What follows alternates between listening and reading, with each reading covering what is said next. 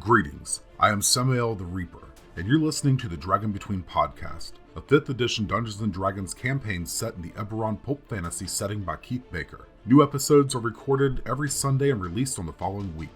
Don't forget to subscribe to the YouTube channel for clips and future episodes. Follow us on Facebook and Twitter for updates and news on the podcast. Thanks for listening, and remember, I am watching you.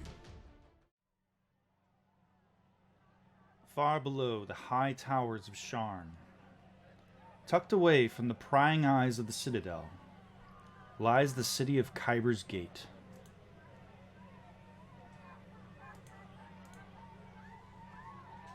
It is a place where homes and shops are carved into the very walls of the cogs.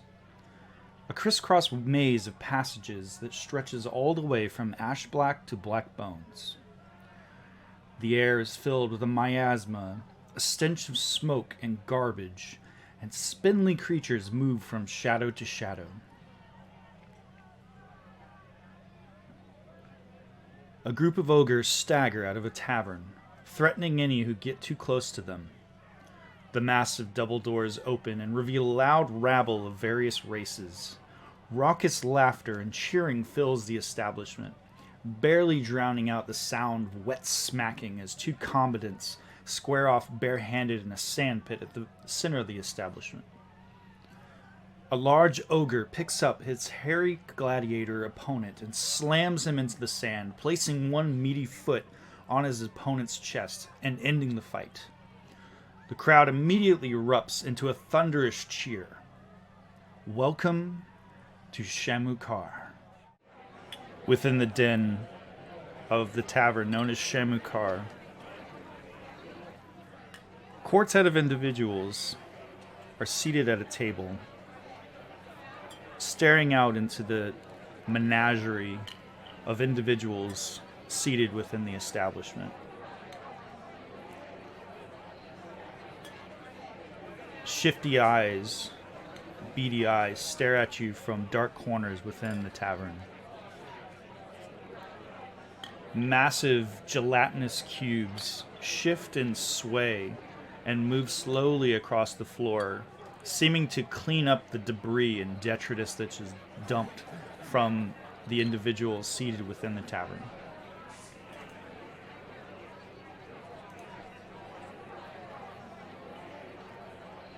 A bulbous, fist-sized, meaty green creature with a central eye and tentacles with smaller eyes at the end floats over towards your table, and a voice emanates from its open maw. Ah! What do you want?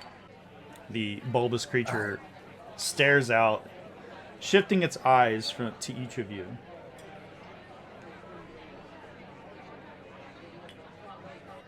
I'll take whatever kind of meat you feel like bringing me.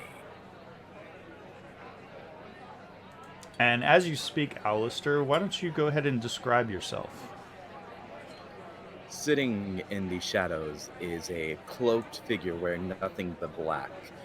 A sheer charred deer buckhead with horns filed down to a more manageable size covering his face.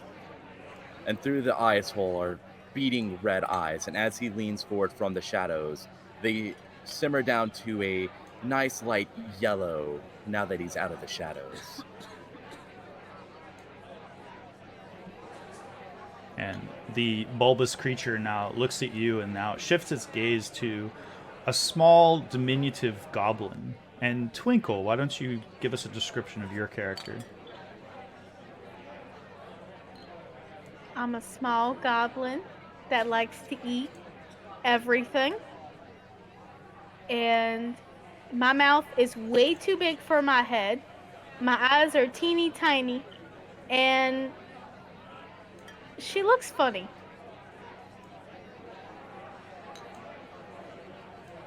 The bulbous creature is staring at you, waiting for your order, Twinkle.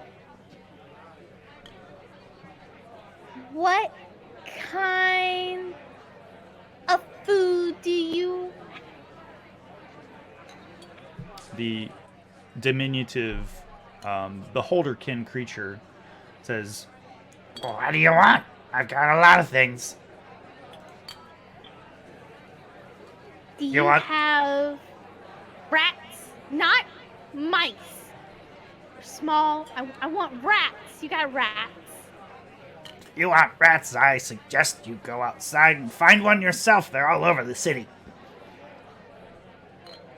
I've got meat. It's not spoiled. It's good. I swear it is.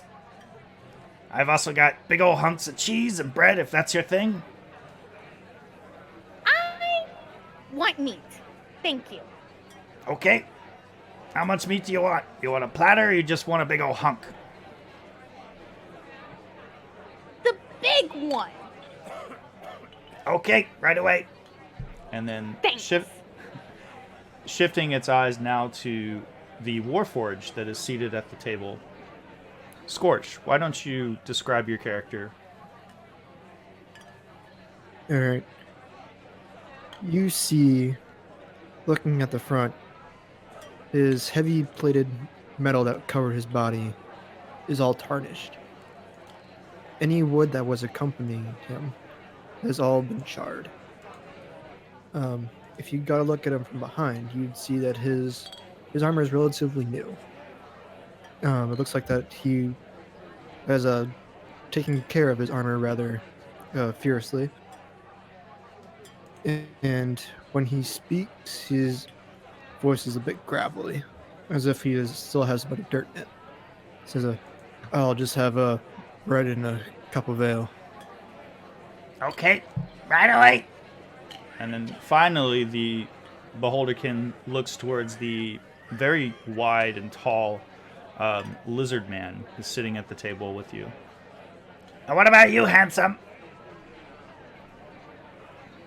What is the nature of your inquiry for me? Food? Drink? You want to fight in the pit? All three at once? Well, it's a bit unorthodox, but sure, why not? You can drink and eat and try to beat the shit out of your opponent if you want. And how much will you pay me to eat said food? Oh, I'm not paying you to eat. You gotta pay for the food. So you Or are if- not offering me food. You're requesting that I purchase food from you. Is that correct? That's kind of the point. Coming into a tavern, you know. And Is the that little, what this is?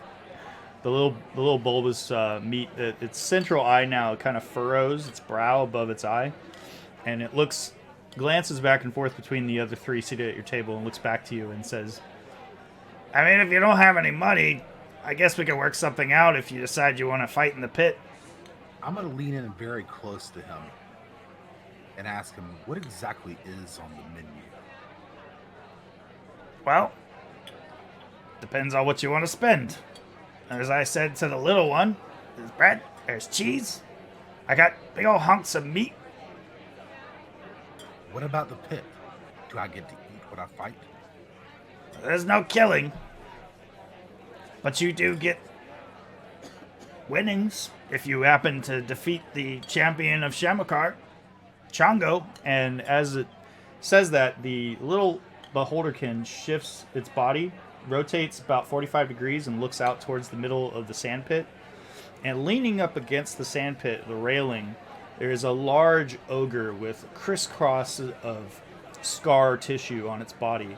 And he's just slick with sweat, and there's sand that's caked all over his legs. And he's currently talking to two other ogres that are standing near the railing, and they're laughing, and one of them has like an entire cask of ale which it's drinking out of. And beyond that, you can see that there is another Beholderkin which appears to be using telekinesis to drag an unconscious shifter male out of the ring. I think your concept of winnings and my concept of winnings are somewhat different. But if I need to defeat your champion to eat, then I will. Take me to him. Okay. Well, you can sign up over there. And the little Beholderkin, almost like a beam of light, sort of flickers out from its central eye, and a little orb of light travels and hovers over a large man with another beholderkin floating next to him, seated at a table at what appears to be the opening to the pit. Talk to him. Jerry will get you set up. Is he the one I'm fighting? No, he's the one that's going to record your name so that we know who to give the money to should you happen to defeat Chongo. Assault seems extremely tedious, but very well. And I start heading in that direction. Okay. And what are the rest of you all doing? The little beholderkin now, as soon as you stated your intention to go talk to the Jerry, has now floated off to get your orders.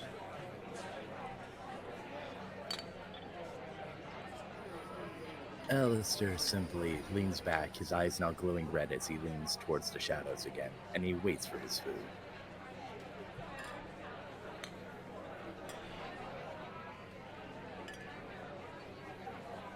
Scorch is gonna take a look around the bar. Are there people still glaring at them? It's not so much that people are glaring at you, or it's more the menagerie of individuals that are within the establishment. Some of them are kind of like, they're all seated in their own little social groups, and you can see that a lot of them is goblinoids that are seated with each other. You do see a couple of dwarves, a couple of elves, maybe a human or two, but mostly what you see within the establishment appears to be monstrous races. And as you peer out, Scorch, make a perception check.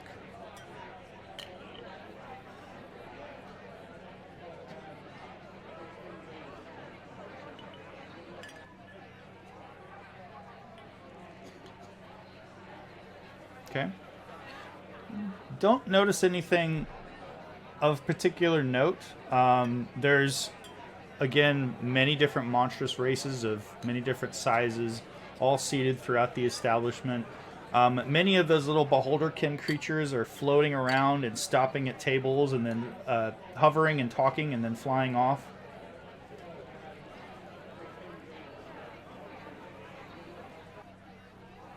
Well, if Vrax, I assume I know Vrax if we're all sitting together, correct? That is correct. You all headed down to this area, headed to Shamukaar, after being dispatched from the Order of Orion and the Mithril Towers. They just kind of gave you your official writs, your paperwork. They gave you your rings, and they sent you off and said, "We'll be in touch." Scorch will look down at Twinkle. You want to get a closer look and watch a Vrax fight?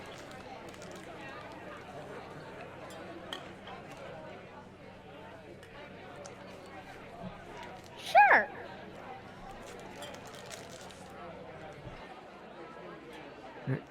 Then Scorch will move closer to the fighting pit. Okay, you're actually not that far away from the edge. You were all seated in a table that was in a corner of the establishment. Not too far away, about 15 feet away from the edge of the railing of the pit. The pit itself is pretty big. But you all watched as Vrax wandered around and past the long row of chairs on one side of the different spectators who are just sitting there. Some of them are jabbering away at each other. Others just seem to be anxiously waiting for somebody else to climb into the pit. And Vrax, as you approach the tall half-orc named Jerry, he looks at you and he says, "What's your name?" I am Rat's Crocodile. What is yours? My name is Jerry. Very well, Jared. Last name Rigged. Really? Yeah, Nice name. thank you. I would like to sign up for the thing that I can eat later. Thing that you can eat? What are you signing up people for? Now, this is for the pit fighting. That's the thing. Yeah, you fight. I am signing up for the barbecue pit. Well, it's not a barbecue pit, it's a sand pit, but I think I understand where you're coming from. Yes, I need to eat. Chongo should be ready in the next 15 minutes. He fights new spectators. He fights just about anyone who challenges just about every 20, 25 minutes. So he'll be ready to go soon. What do you mean soon? He isn't always ready to fight?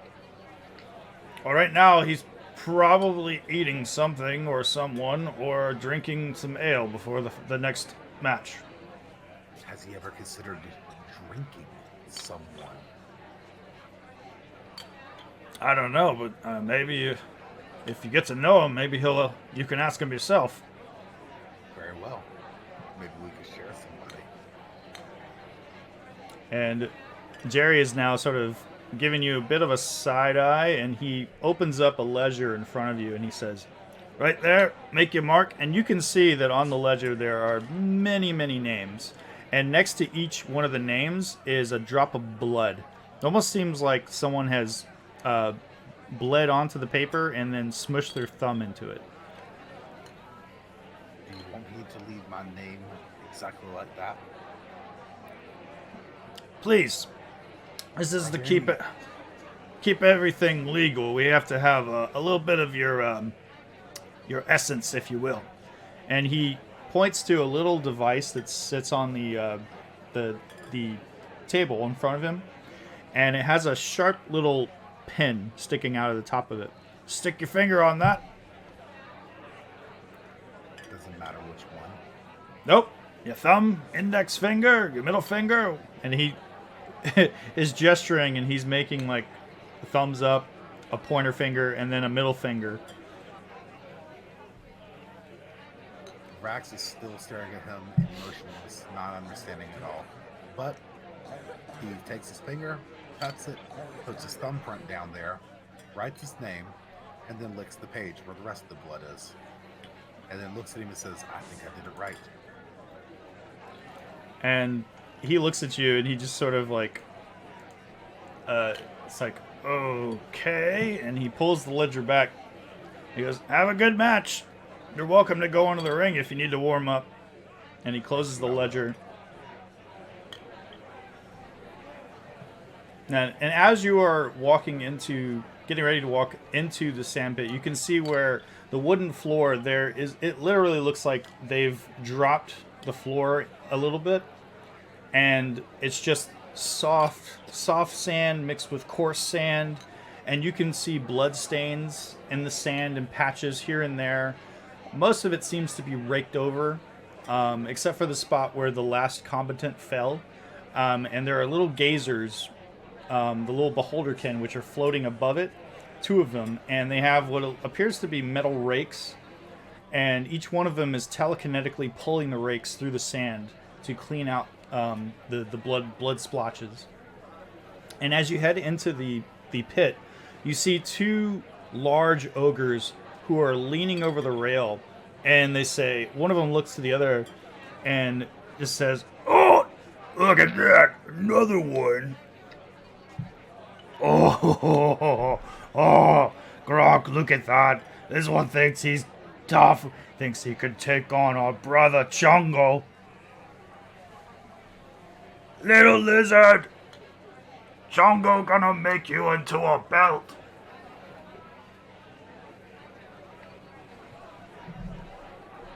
During this time, back at the table, your 3 new companions have received their orders from the gazer.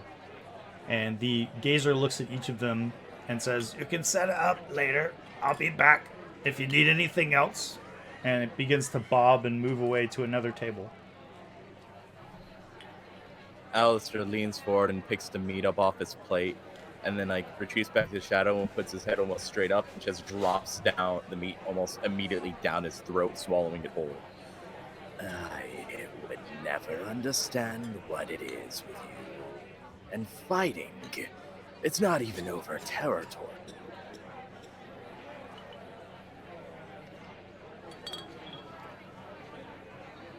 I'm going to glare over the table at my big hunk of meat, think for a second, and then hop out of my chair, teeth first, into the side of it.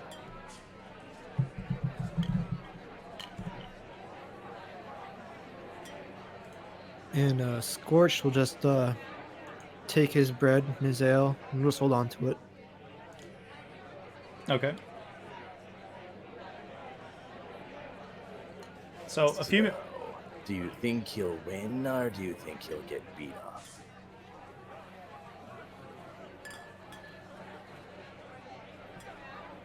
Are they talking to me? Am I within range of them for them to talk to No. me? I'm talking to Scorched and Twinkle, looking at them. Yeah, you're standing in the midst of the pit right now. Your little lizard toes are now sinking a few inches into the soft sand, and the sand itself is. How big do you think I am? I'm being delicate. I'm using delicate words, colorful language.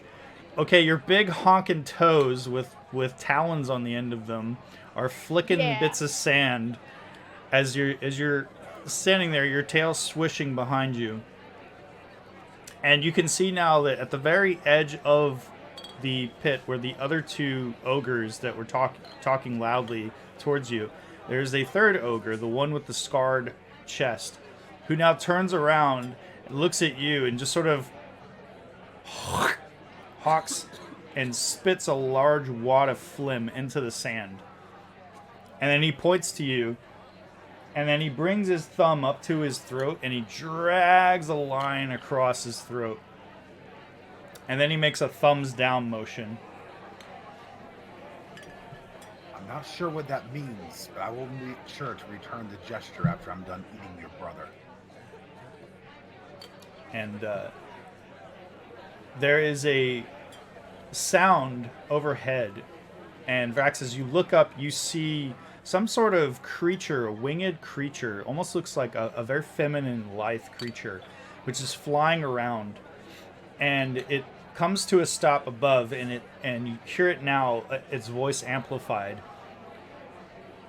Ladies and gentlemen, the next bout in the famous pit fight within Shamukaar is about to begin. In this corner, we have the challenger, a very odd-looking individual named Vrax. Don't know much about him, but I'm sure he'll put up a nice fight for our reigning champion of Shamukaar, Chongo. And the moment that the creature, this flying creature, mentions Chongo's name, the whole entire establishment rips into uproarious laughter and cheering and yay! And then the brothers are now going, oh yeah, get him, Chongo. And now you have two ways of going about this. To separate for a moment and pause, you have two ways of going about this pit fight. You can either attempt a series of strength tests with him. Strength athletics checks. You make 3 checks, one per round, against him, his strength, and best out of 3 wins the combat. Or you can just straight up try to beat him in unarmed combat. It's up to you how you wish to do that. Chongo will do either. He'll either square off with you, his hands out, his fist in your fist, and just see which one is the better or stronger creature. Or you can just straight up attack him. The rules are simple. You cannot kill your opponent. Killing your opponent is automatic loss in the pit fight. And you're not allowed to use weapons. You said the strength athletics was a thing? Yes. I will make the strength athletics checks against him directly. Okay. Well, in that case, we will get started. Can I use my rage? If you like. How much of a bonus will that give me to my strength athletics check, or will it? Well, how's your rage work? I don't know, but this isn't your typical fight either. No, this is let's look at what your rage does. So Varax's rage gives, when he rages, he gets advantages on saves, strengths, and advantage on strength checks. He also gets +2 to his melee damage, and he resists all damage plus minus psychic damage. So would that be a advantage on my strength athletics? Correct. So would you like to rage? Yes. Okay. All right. If he gets too close to me, I'm going to go into a frenzy and bite him. Okay. Fair enough. Well, in that case, I will, just in case, I will put him on the combat tracker. He's going to make a wonderful set of boots. Boots with the orc.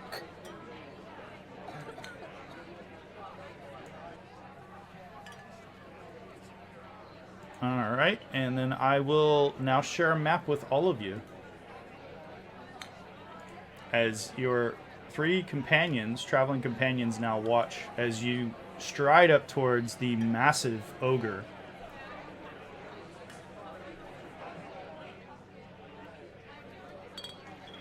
And hopefully Fantasy Grounds does not crash.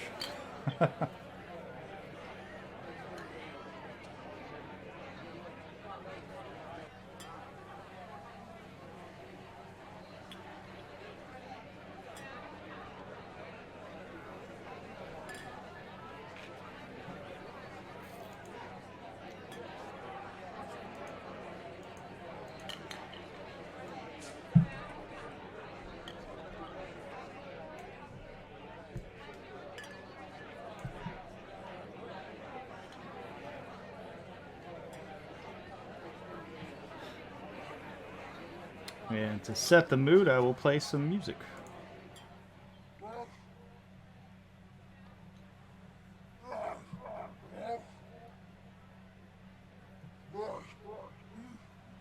Well, not music. I'll play a little bit of Chongo grunting as he walks up to you. I was kind of expecting the intro from Conan the Barbarian. I don't know why I was expecting that, but I was expecting it. Okay.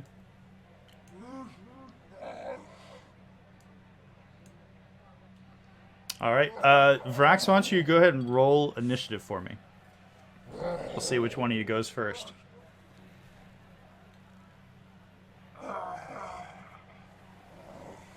And you rolled slightly higher than our...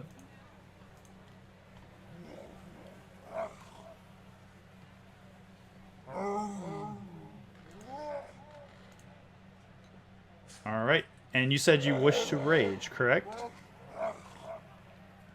That is correct. Okay. Oh, Fantasy Grounds is acting up. Hold on.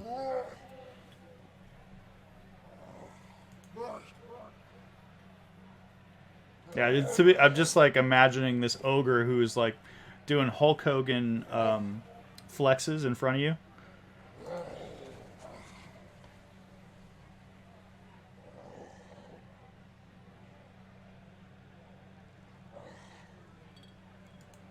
All right.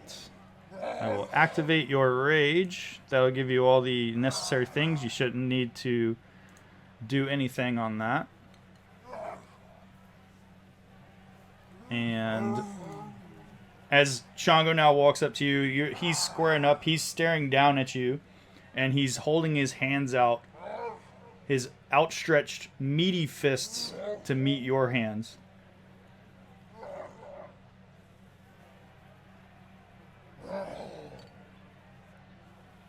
I will reach out and grab them and hiss at him. All right.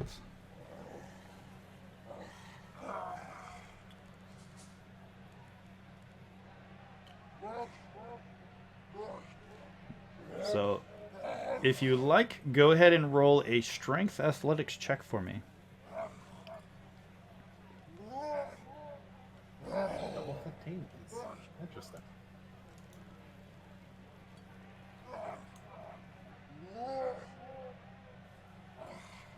All right. So, as you take your hands in his hands, grabbing them immediately, and he's now straining against you. And as you grab him, he's realizing that he may have underestimated you a little bit, so you are now bending his wrist back. And he is, oh, oh, and the crowd is now going, ooh. They've never seen this happen before. So Chongo is now going to attempt to try to pull back on you. This will be contested against your roll. And Chongo stresses, pushes back against you, but he slides a little bit back in the sand now. He's staring at you. Slobber is coming out of his big, stupid mouth. And he's just looking at you. Oh, you're cheating. Oh, cheating lizard. Go ahead and make another strength check for me, Rax. Your flesh is weak. Strength athletics check.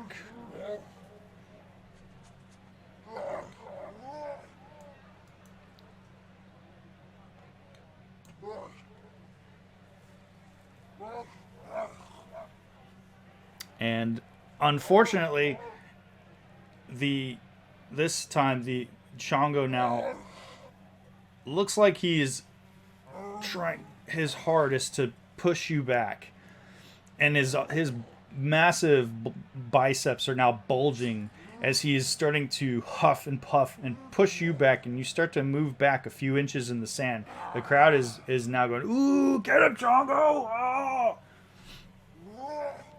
And as he does, he attempts once again to push you back even further and push you down into the sand. But as he does, he loses grip with one of his hands and he stumbles down to one of his knees. Now, he's now in front of you, his head right at your eye level, one of his hands in your hand, the other hand is slipped out, and he very quickly reaches out and grabs your hand again. But he now is at a little bit of a disadvantage on one knee as you're pushing back into him. Go ahead and make one more athletics check against him. Delicious. I'm gonna lick his face.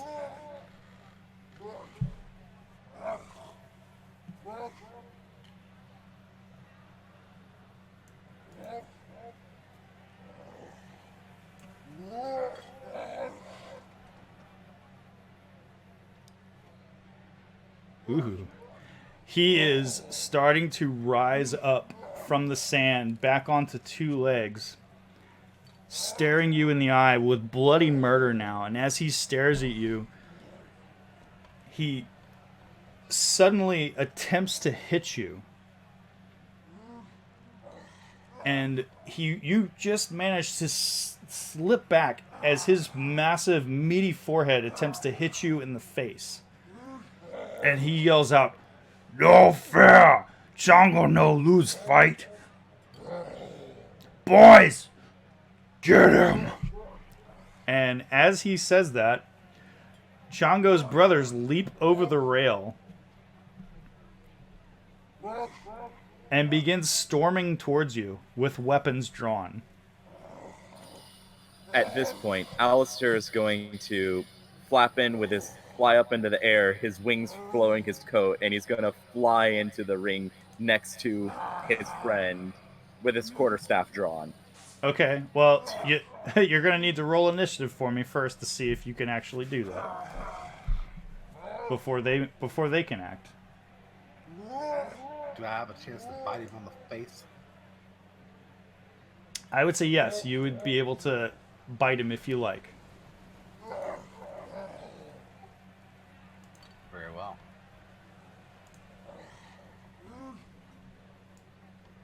So at this point, if your friends would like to join the initiative, they may. I missed. You missed? Yes. Okay. Must have because he was rushing past me when he swung at me.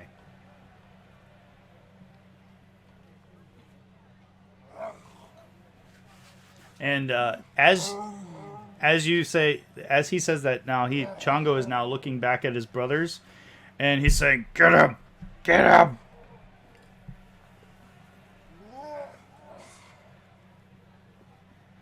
And Twinkle, are you going to join in on this or no? No, I don't think I look like I can eat any of them. And I have food. They have to Okay. wait till I'm done with my food. Gotcha. Okay. Well, in that case,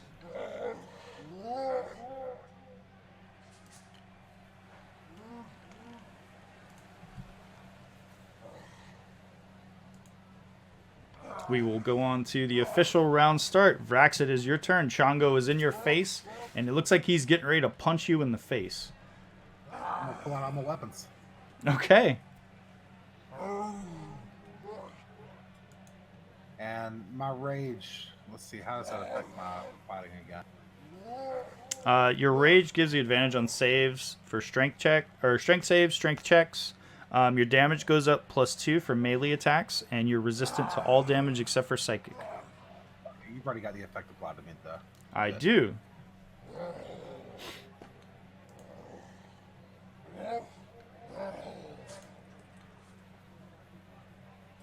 All right. Vrax, as you pull out your scimitar and you slice into Chongo's shoulder, and he cries out in pain. And as you do, you can now hear people yelling out in the bar, saying, "No fair! No fair! They're using weapons!" And now people are upending tables and chairs, and they are fighting outside of the ring, punching the shit out of each other.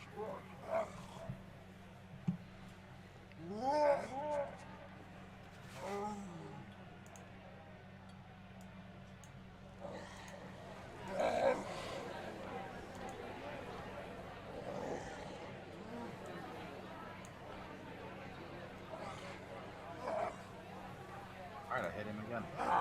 Okay. Slashing again into Chongo's chest, dragging another scar across his meaty pectoral.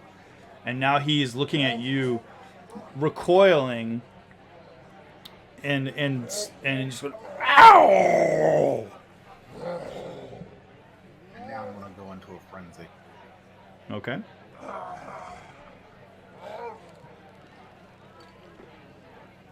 Vrax, as you strike out at Chongo with your massive jaws opening and clamping down onto the side of his shoulder, and taking a chunk of meat out from him, and blood just gushes from the wound and splatters onto the sand. And you can now hear, like, his brothers are now yelling, "Oh, are you gonna die now?" Come save your brother, orcs. He's about to end up dinner.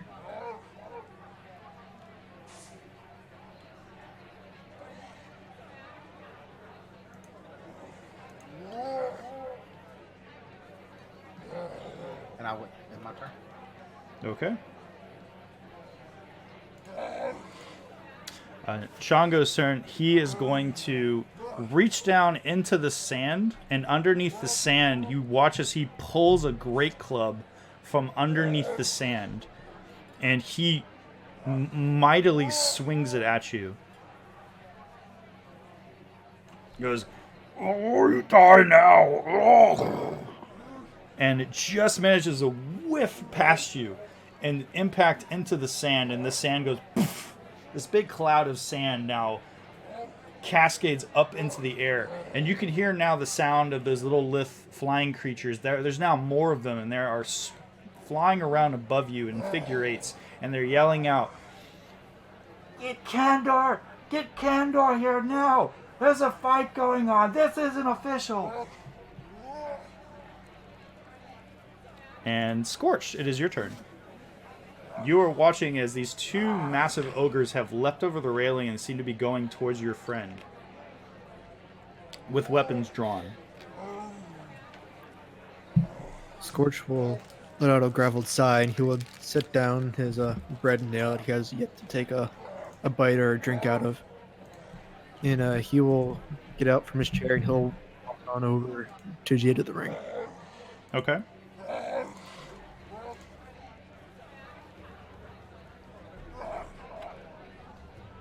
And he's going to look down at the orc below him. He's like, "Hey, you! Just get out of the ring. This is a one-on-one only. And as you look at this creature, you're realizing it's not an orc. It is an ogre. And he is much bigger than you. And as you yell towards it, he starts to turn and look back in your direction.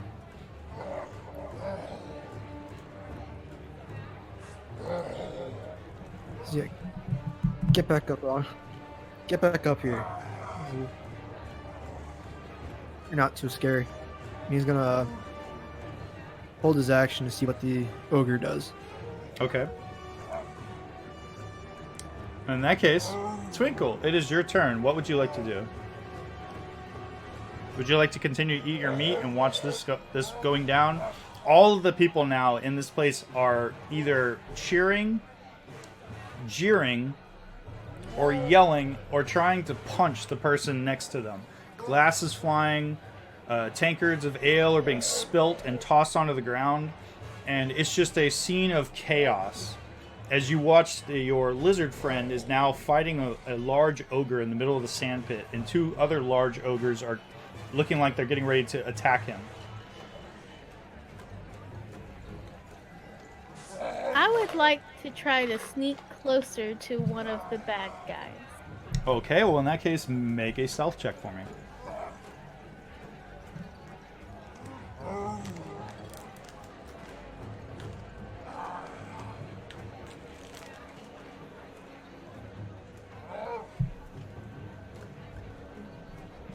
Okay.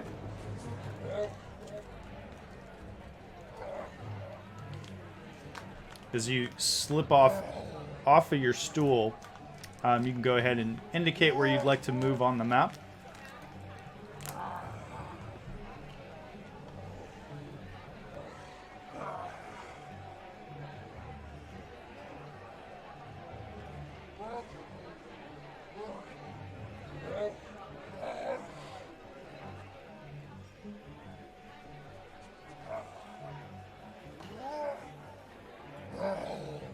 She's getting her map situated. Bear with her one moment.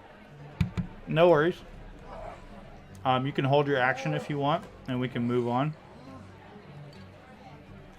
I'll do that then. Okay. We'll come back to you when you're ready. Rourke now turning around and looking at you, Scorched, and points in your direction, holding a great club in one of his hands, and says, "You want to go?" And he takes his great club and he's now going to attempt to smash you in the face with it. Would you like to use your held action now or wait to get smashed in the face? I'll wait to get smashed in the face. Okay. So the great club comes around, woof, and dents the metal railing. There's a loud bong vibration, and Rourke's arm is just kind of like, oh, from the impact. And Alistair, it is your turn. None of this seems too fair. He's going to fly up and fly over and land in front of this other ogre thing and look at him, and then he's going to try to bash him with his quarterstaff. Okay. Alistair, you flex out your wings, leap into the air, and land deftly in the soft sand in front of this massive ogre. And Gronk is now surprised looking at you. Something just flew down. For a moment, he thought maybe it was the one of the harpies that was flying around.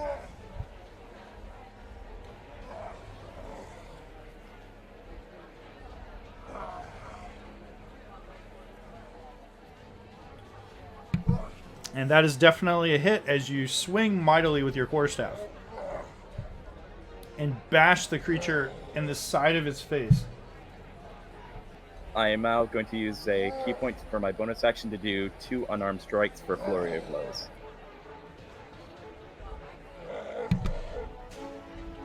So very quickly, with an elbow out, you smack into Gronk, and once again, this time smashing into his nose, and his big bulbous jelly-like nose just sort of explodes in a spray of blood and snot.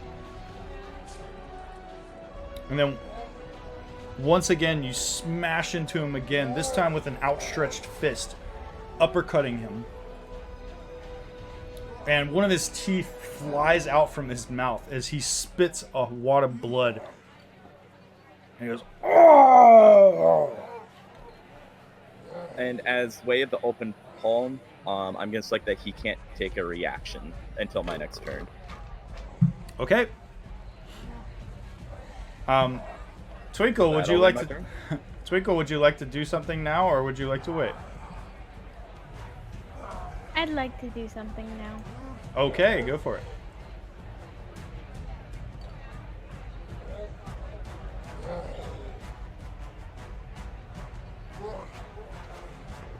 I want to run up and stab somebody. That's totally possible. I want to sneak up on that person now.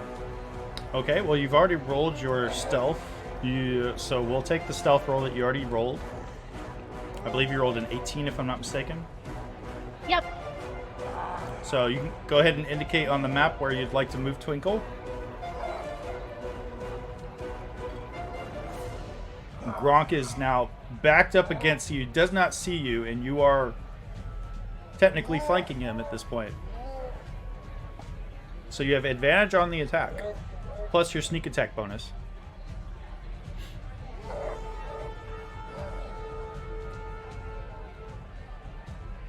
And that is a hit as you dash forward, sliding across the wooden floor, edging across the railing and thrusting out with your dagger into the side of his back. You also get to add your sneak attack to that.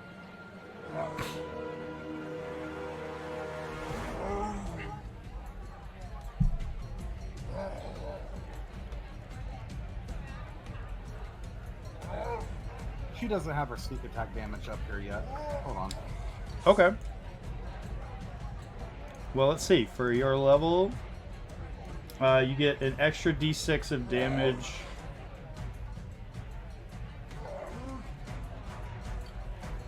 We'll look at your character and see how many dice you roll at level 5.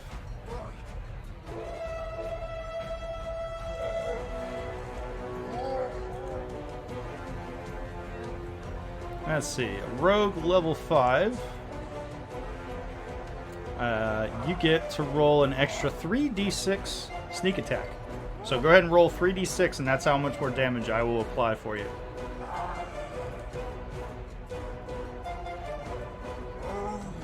I'll try to get that program on there for her in a minute. Sure. But for now, you can just roll 3d6.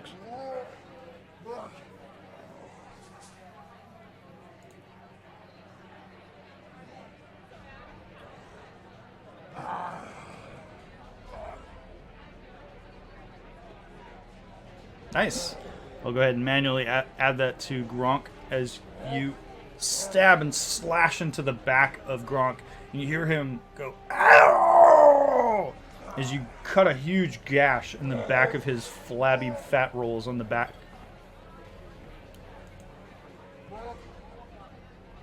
Then I would like to disengage and then run under the table.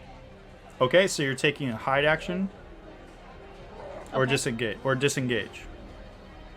You can disengage for free as your bonus action. As a Disengage. okay. But can I hide? Let's see, your cunning action. You have to pick which one. So you can either dash, disengage, or hide. So you can attempt to hide and roll stealth to see if he notices you. And if you do that, you'll get to use your sneak attack damage again on your next hit. If you're successful in hiding from him.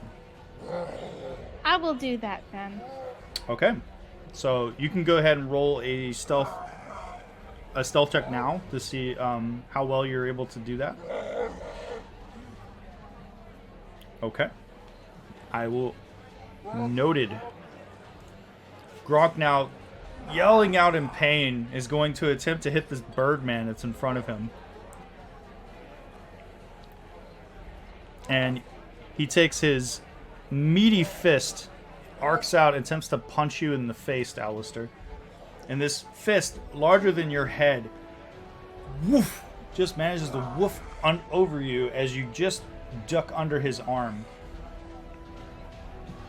And he now yells out, "No fear!" And Scorch, it is your turn. Alright. Now that Rock swung at me with his club, I'm going to cast Witch Bolt as a twin spell with my sorcery points. Okay.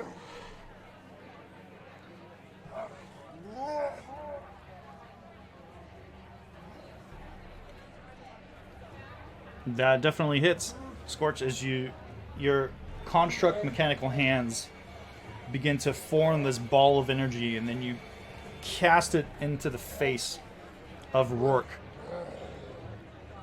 And then your second attack also hits as you throw another ball of energy towards Gronk.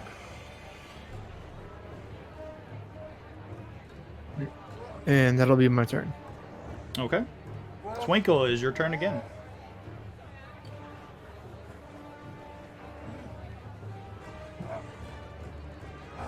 Okay, I'm giving her a computer back. Sorry, I was trying to get the sneak attack put in real fast. No, The turn came again too fast. no worries. Would you like to hold your action? I want to stab him. I know you wants to stab him. Who are you wants them to stab? Gronk? Yes. Okay. Let's see if he notices you. He does not. He rolls a -1. So you can go ahead and roll your attack with advantage, and you'll get to apply your sneak attack on that damage if you hit. It's all the blood coming from his face right now. There is blood pouring out of many different areas on his body. And Twinkle, you managed to stab into the same wound in a crisscross pattern across his back. Create another gash.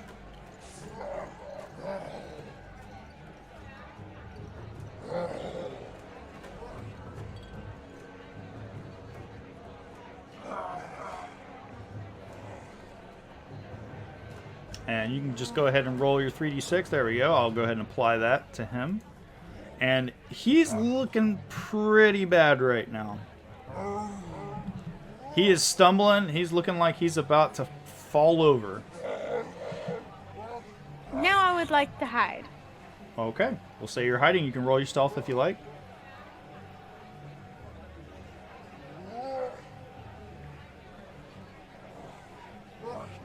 Okay. Gronk is now pitifully... He now pulls a chain from around his waist and pulls it off now like a whip. And he attempts to flail you, Alistair. And this big, thick metal chain now goes woof, and just within centimeters of your body bashes down into the sand. And Gronk is like, one of his eyes is closed, blood is flowing into the eye socket, and he's just like...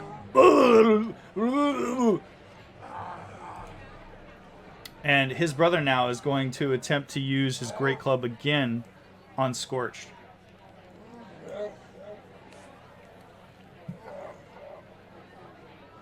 Just manages, now he has bashed a huge dent into the side of this metal, and now he is going to climb over the metal railing. Now he's standing tall above you, Scorched, and he is holding himself up, and he looks staring at you with just bloody murder. And Alistair, is your turn. Alrighty, I'm going to use my bonus action to imbue my quarterstaff of Shayla, making it magic and increasing its damage. If she's over there stealth, does that still give me the advantage from it being pincered, or? I would say roll a perception check, because if you can't see her, then no, she would not give you advantage.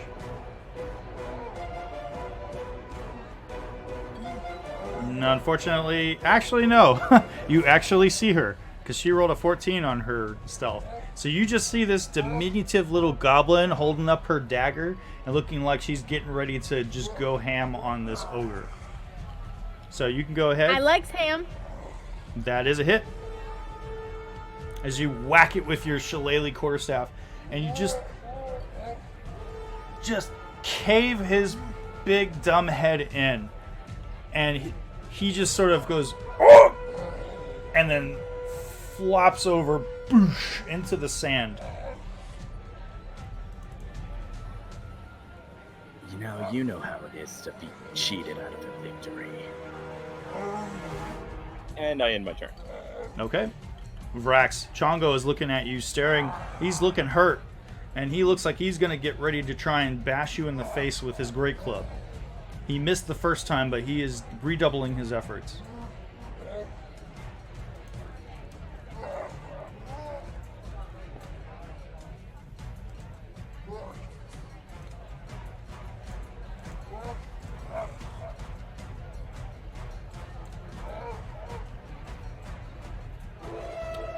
Hello, Vrax. Are you there? Yes, Brax is here. Sorry, I've got a child out. No worries.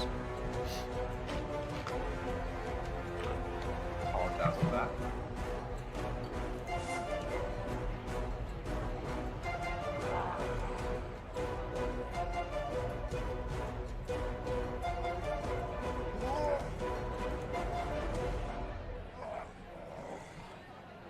Okay.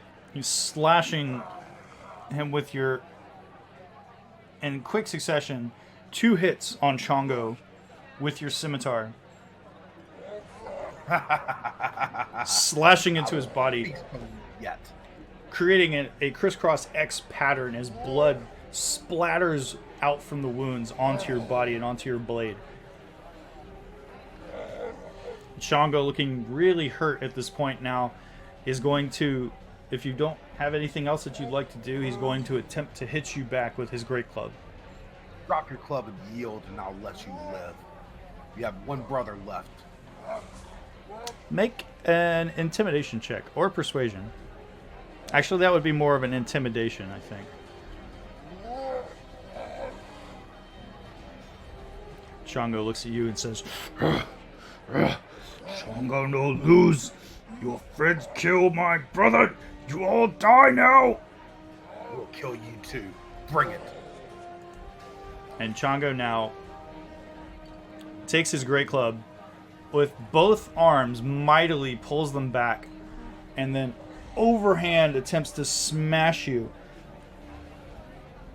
and just manages to hit and create a crater within the sand pit in front of you as you just step back just a little bit, managing to dodge the attack.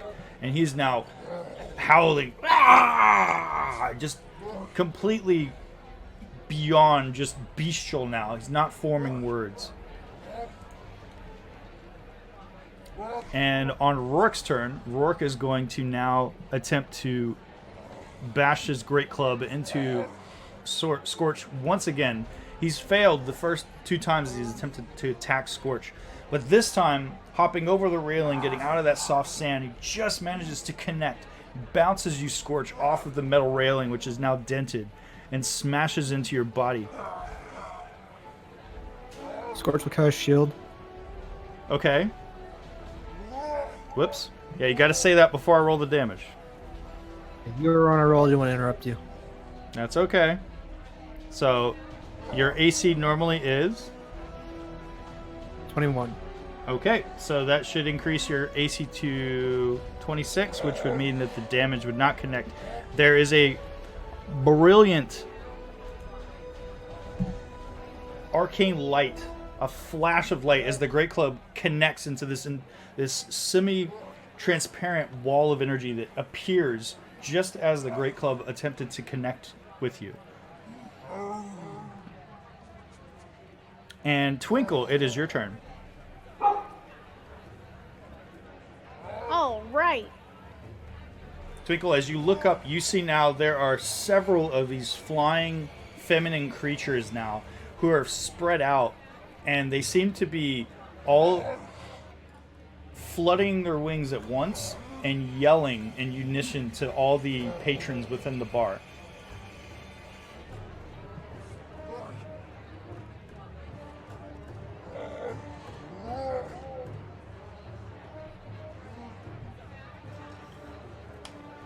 I want to try and hit Rourke. Okay. Rourke is currently engaged with Scorched.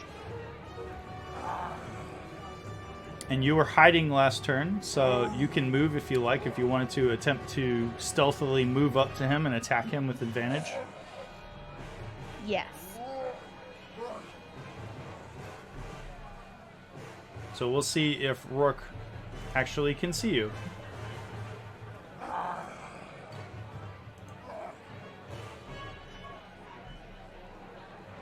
He does not. He rolled a 1.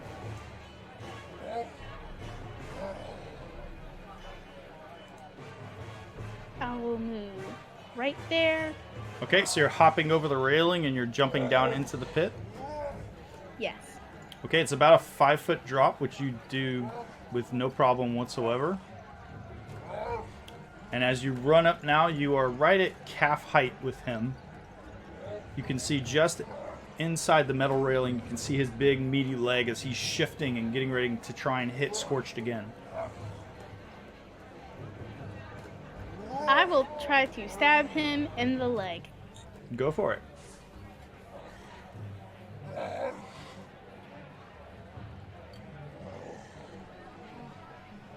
Do I still have advantage? He doesn't notice you. Awesome.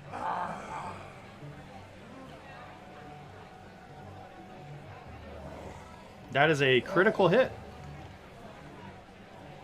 As your dagger plunges into his calf muscle just explodes. Go ahead and roll 6d6 for your sneak attack damage.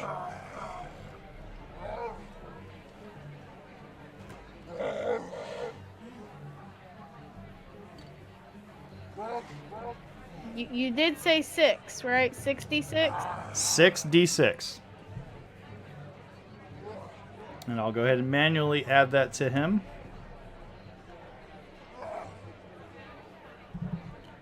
As you just watch the muscle just comes off of the bone and is flapping, and he goes, "Oh!" and starts to stumble a little bit. And I would like to hide. Okay. You can roll your stealth. Alistair, it is your turn. Alistair looks around to see if he can see any just pebbles or stones around him using his passive perception. You don't see any stones or pebbles. This is a very fine sand. Then he is going to move over here. Okay. Are you just flying over there, or are you just trudging through the sand? I'm going to just trudge through the sand. Okay, sand kicks up as your little legs go running up behind. And Shango, now completely unaware, you have advantage because you are flanking him right now.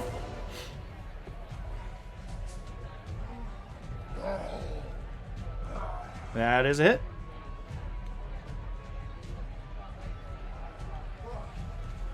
And you smack into the side of Chongo's head, and his head is rocked to the side. He's like, "Oh!" Hello there, ugly. Time to wake up from your favorite dream.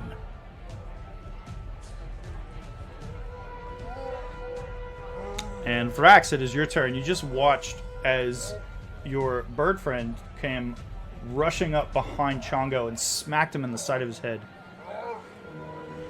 And that is a hit as you once again slash into him and cut across Chongo's throat.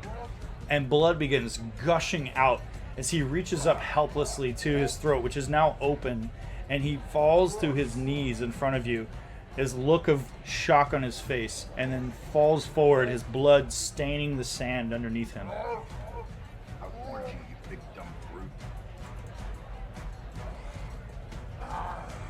Vax, now as you look around, you can see that there are several of those flying feminine-like creatures, and you can see there's a weird shimmery effect as the individuals within the bar who were fighting outside of the ring now seem to be stopping what they're doing and all turning their attention towards these creatures.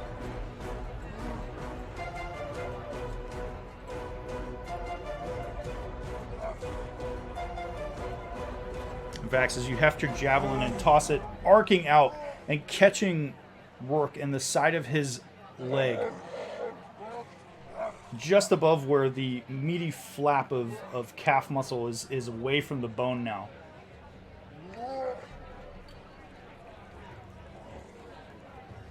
It's like a buffet in here, isn't it, Alistair?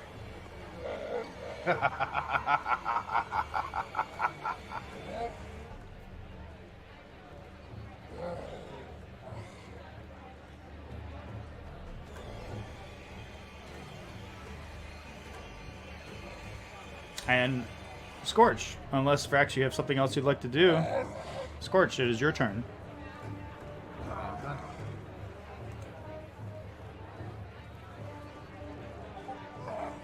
Scorch will look at Rourke.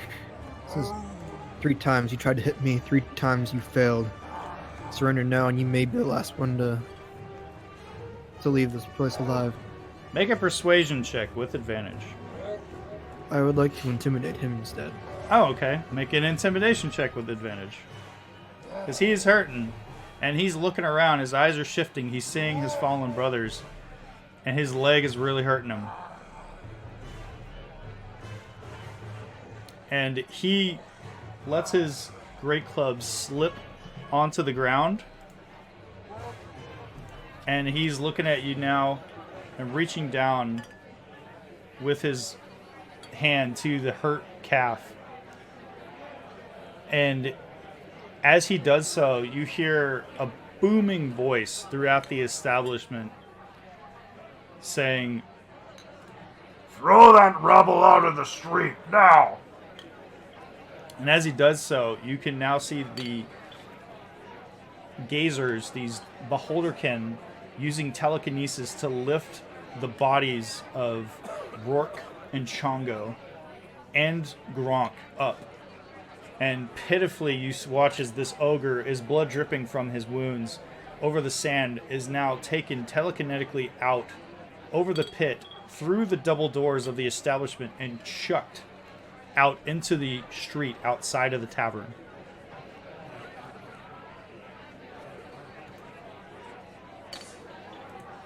And Scorch you will are, go back and get a bread meal. you are all out of combat. We were chucked out into the street. No, they were. They started the fight. They're the ones that drew weapons first. Typically not how my D&D counters go, but okay, thanks. I'm going back to eat my meat. All It right. looks like your dinner's outside, my friend. You should probably go and eat it now. Joke's on you. I kept a piece for later. I pull out a hand. I have to hand it to you. However, I don't know why they fight. You obviously fight for food, but anything that's not for food or territory is just beyond me. He just kind of coos his head to the right on you. We also fight for mates. That's important, but I have no intention of breeding with any of you. No offense. You're kind of repulsive. Well, you're not a looker yourself, Drax. Is that an insult? I I am. I most However you like to take see it. with my eyes. But what about my frill? It's bright and red. Stands up straight. No signs of damage. Are you sure? Alistair just flaps his wings and flies off, the sand kicking up. I'm gonna walk out and just straight flat foot jump up there.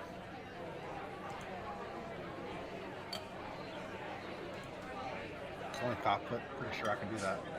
Yeah, very, very easily, actually. You're all brushing the sand off your legs. Your body is still slick from the blood of your opponent. And as you're all going back to your tables now, the other individuals at the tables around you are now looking at you and holding up flagons in reverence towards you and cheering you. And now you can now hear a low murmur as you can hear individuals saying, Did you see that? It's amazing. Took out Chongo and his brothers. The new champion of Shamukaar. and you just hear uproar of cheers, just, Hey, Vrox! Vrox!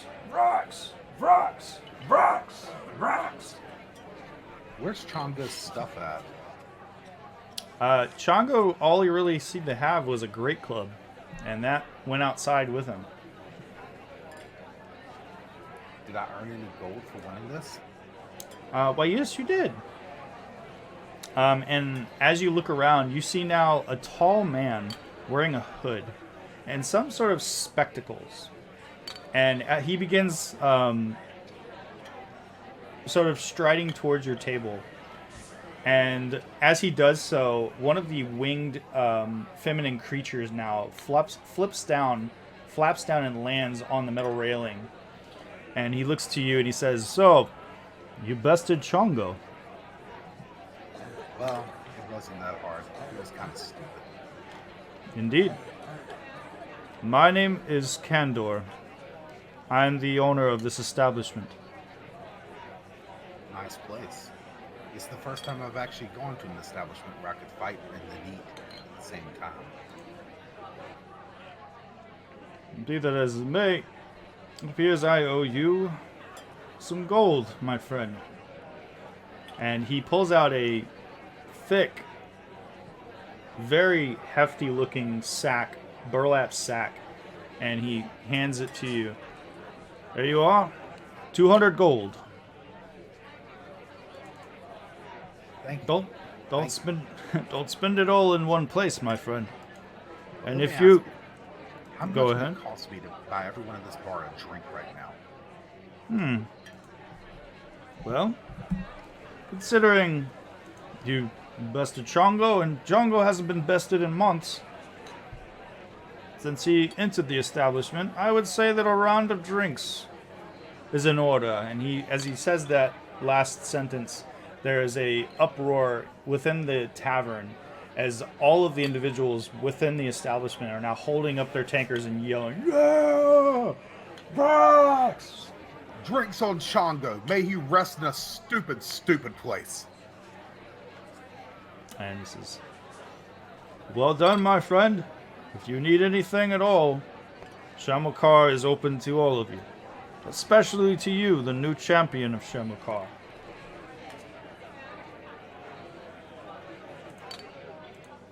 And with that, the man begins to walk away from your table, and as he does, the winged feminine creature, looks like a woman with wings, leaps up into the air and flies after him. And as he does, you see a big hulking minotaur who is now making a beeline for your table.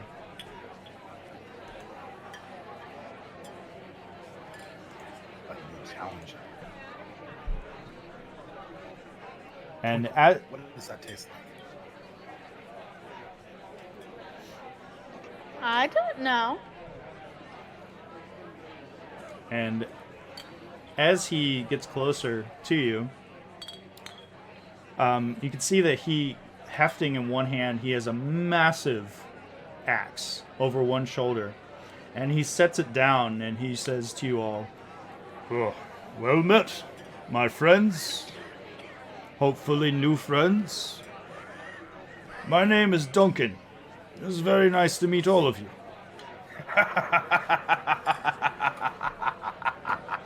It's good to meet you too. Tell me, are you, four of you, traveling together?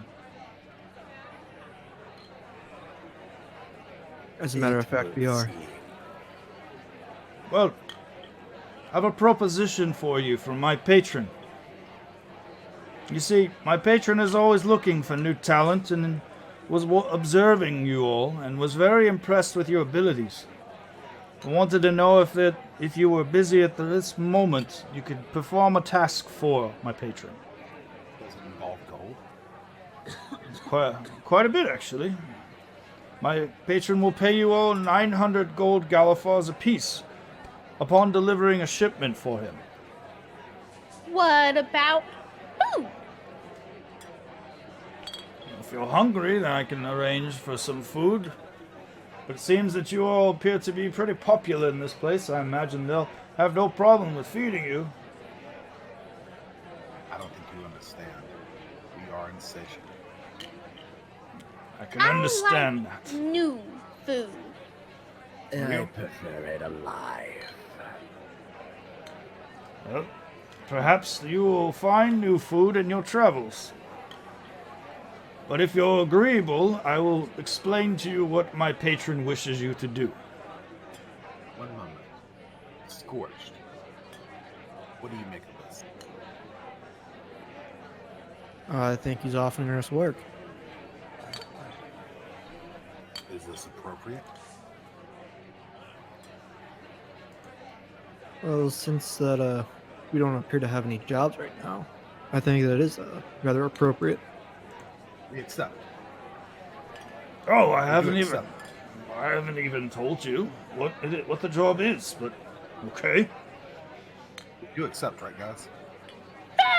Food! We accept. As long as they're not hurting nature, I'm really up for anything.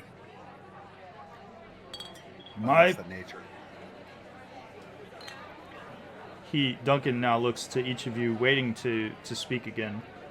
We all look at him expectantly.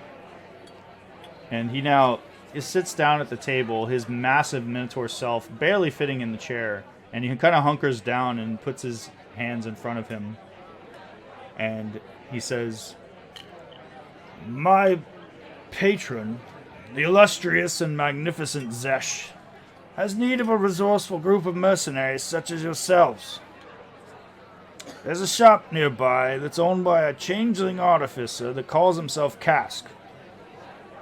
And the shop owner owes Zesh a shipment of dragon's blood, a potent and popular drug down here in the cogs. We need you to infiltrate the shop and retrieve the shipment. Cask is a very tricky individual, so I would expect serious resistance. And you'll all be handsomely rewarded 900 gold galifars apiece if you're successful."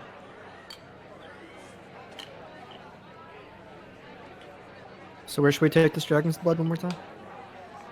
You'll be bringing the shipment to me. I'll meet you outside behind the tavern. I have a question. Yes, little one, go ahead. What is sourceful?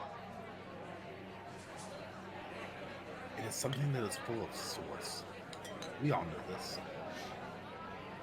I'm just don't confused see how what I drugs am. are. Duncan now kind of cocks his head to the side. His ears are kind of flicking a little bit. And he says, "Well,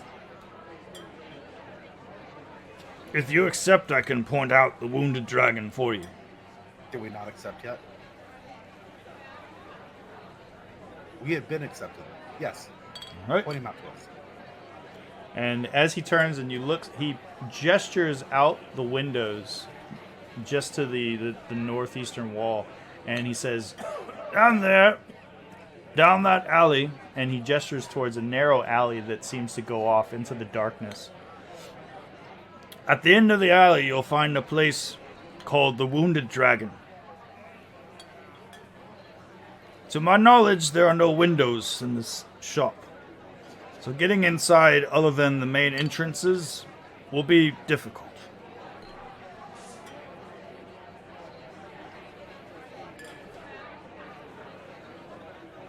Did you have any questions for me? Yes. Well, Why was the dragon wounded? I don't know why it's called the Wounded Dragon.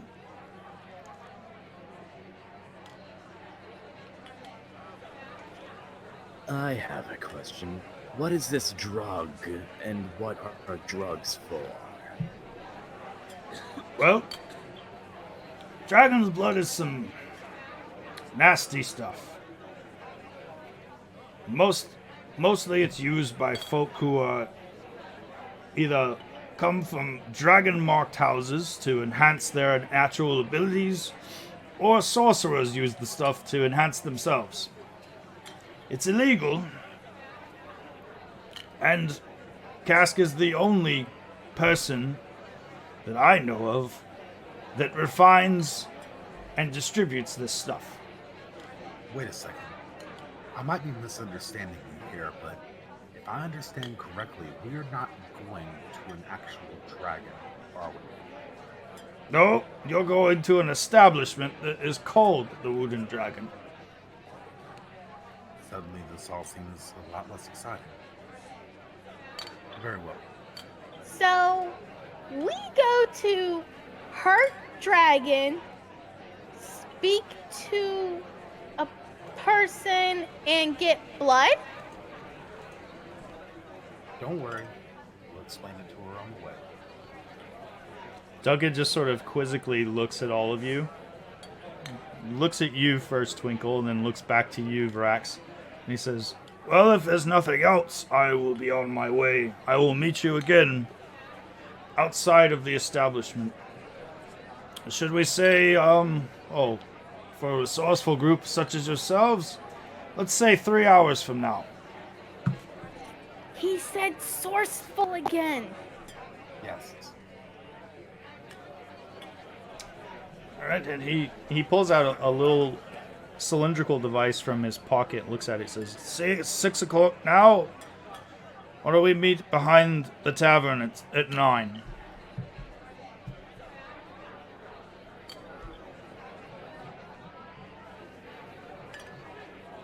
Alright, well, we'll meet you at 6. And with that, Duncan stands up from the chair. He nods and bows towards you all, grabs his axe, and he wanders away from the table. Did you catch how stupid he was? First off, it's not even a dragon. And then Scorch said we will meet him at 6. But he clearly said for us to meet him at 9. I honestly think his brains are rattled. Then he thinks we are full of source. What even is source? It's so stupid. All I know is why would people take stuff to enhance them if they're strong? That means people that use this dragon blood are weak.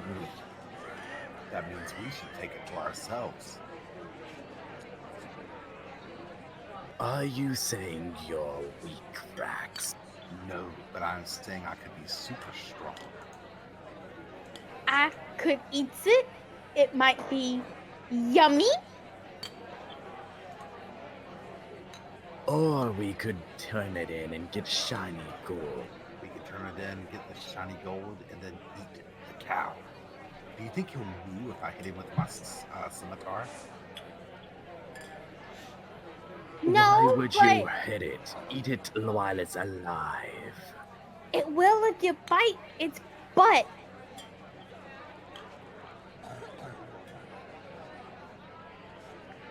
Scorched. What should we do? Well, first things first, we need to get the dragon's blood. Good man, Scorch. Good head on your shoulders. Let's go do that. Off to Hurt Dragon. Yes.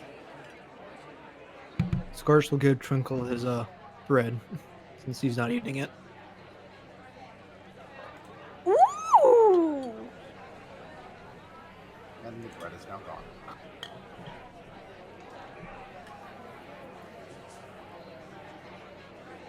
Okay. So you leave the establishment, or did you want to wait? No, I'm gonna leave, and right before I go out the door, I'm gonna throw my arms up in the air and go, "Raw!" Okay, and as you do, that familiar sound of all the patrons turn and look at you and raise their glasses and their flagons, and they go, "Oh, Brax!"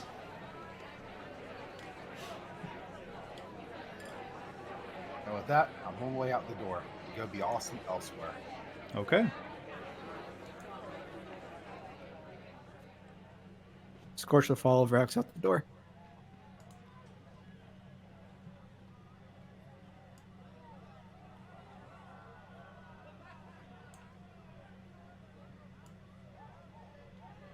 All right. So you head down in the direction that the Minotaur Duncan pointed out to you. Yes, we're going to the Wounded Dragon.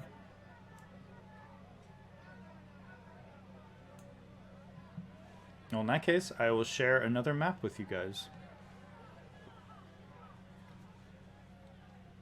So you head down the narrow alleyway of the carved tunnels, this maze of tunnels on the various buildings.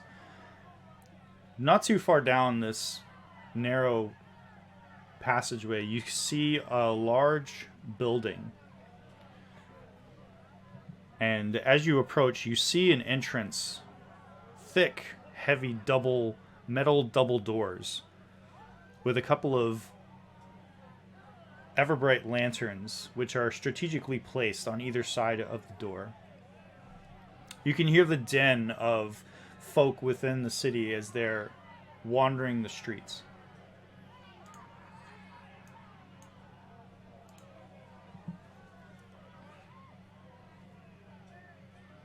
And Is you this can an see, actual?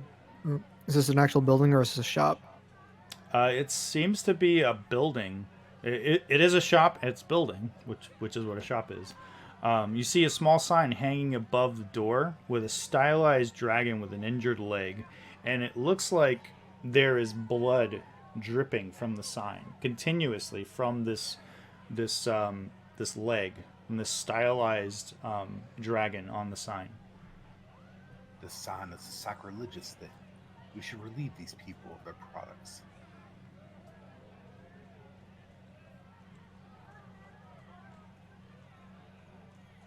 Let's go inside first and see what's going on. I agree. Taking things from people is not very appropriate. Twinkle, Well- look around, see if you can find any way in. Okay. One big enough for all of us, not just big enough for you. Oh.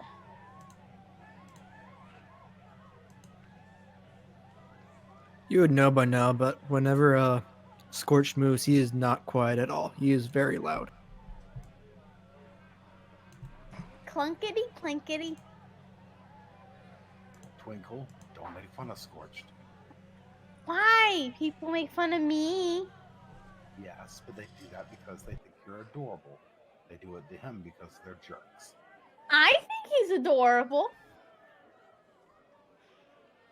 I'm not going to go into that.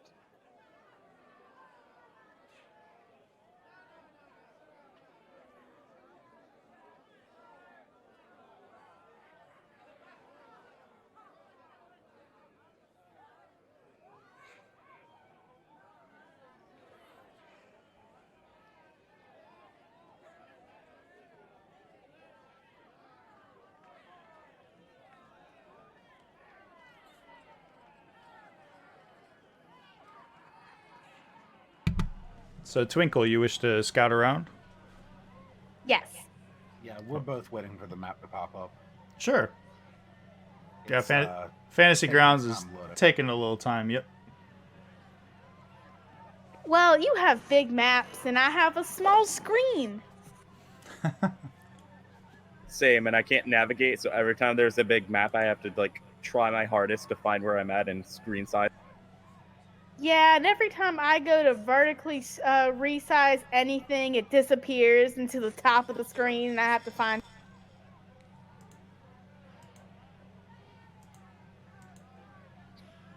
I think this is just a ploy to destroy us. All right. Map should be loading up here soon. So Twinkle, just giving a cursory glance around the facade of the building, you can see that the building itself is relatively tall. It appears to be approximately 20. The building itself appears to be approximately 25 feet tall, and it is of stone construction. And looking around the outer edges of the facade, you don't see any windows at all. Just a blank stone wall. The only apparent entrance from this part of the where you're at currently appears to be these double doors. Can we not go through the doors? You can certainly try. Scorch will go ahead and open the door. Okay. Scorch, as you walk up towards the door does not give. It appears to be solid. I try to pull the door. As hard as you can, pulling on the door handle, it does not budge. Would you like for me to try? Go ahead and try. And Scorch will step out of the way so Vrax can give it a shot. Okay. Now, before I do this, are we sure we want me to open this door?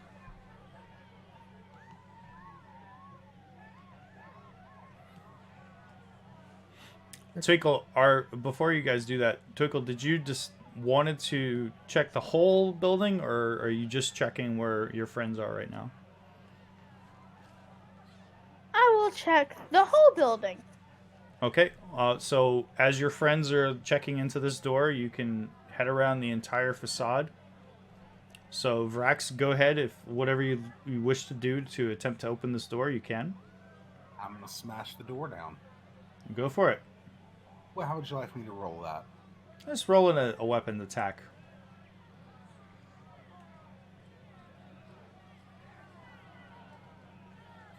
Okay, you mightily slash into the door, and as you do, there's a brilliant flash of light, and where you hit the door, which you saw a slash from your weapon, as it scraped into the metal, the mark that was made on the door now begins to dematerialize, and the door mends itself.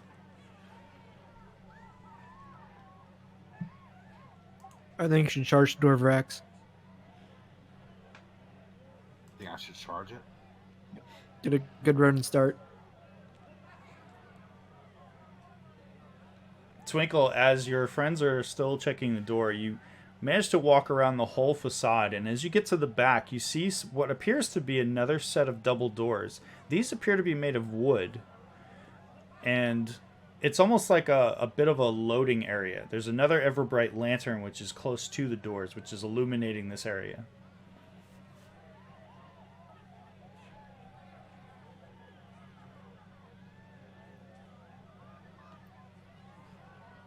Go on, Vrax. Just back up about 20 feet and run straight into the door. I'm sure it'll burst open. I would like to run back around and let them know that there is a door made of wood. Vrax, as you're about to run headlong into the door, you see Twinkle come running down the alleyway towards you all and say what she just said. What'd you say? Yes, wood. It has the lines in it like wood. Very well. Let's try that door. Maybe we could smash that one down a little more easily. Take me to the door, Twinkle. All right. All the while, Alistair's just like cocking his head left and right, looking at them.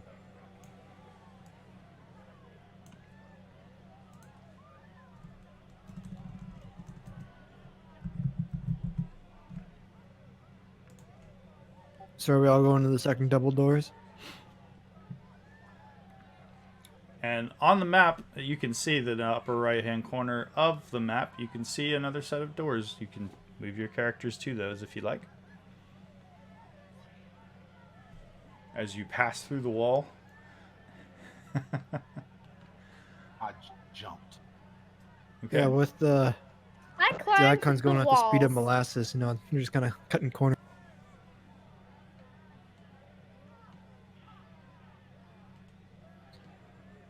Alistair Fowl does not break the rules and order of the universe.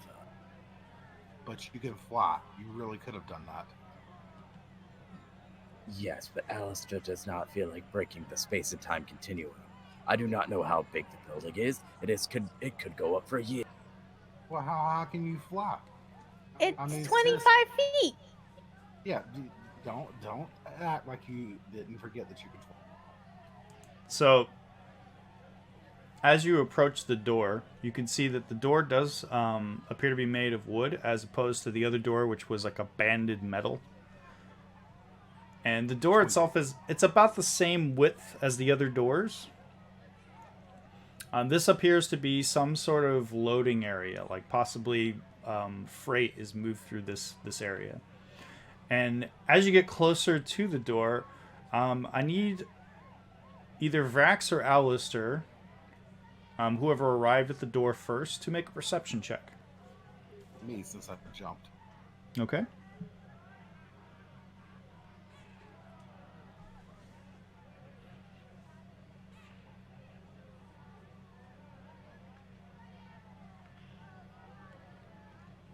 You know, I've got a nice modifier for that too, and there it is with the 2. Vrax, as you approach the door, you don't notice that suddenly the door grows eyeballs and some sort of strange pseudopod whaps out at you and attempts to slap you across your face as you get within range of it. And it just manages to whiff past your face as suddenly these two doors grow teeth and multiple eyes and tentacles. Roll for initiative.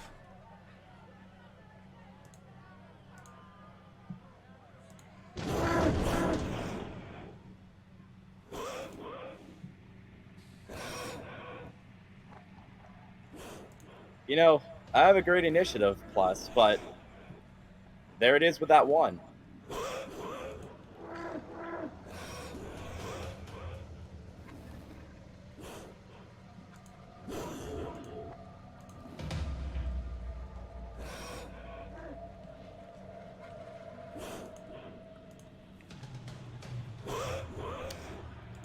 Oh, let's see. Vrax, it is your turn. This door suddenly grew teeth and is attempting to reach out with tentacles and its toothy maw and try to bite at you.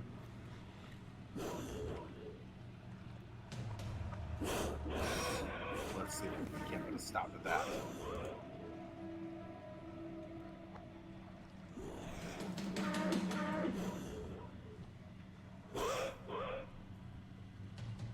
And slashing out with your scimitar, you cut into the door, and there's this bit of a burst of like this black bilious substance which spurts out at you and at Alistair.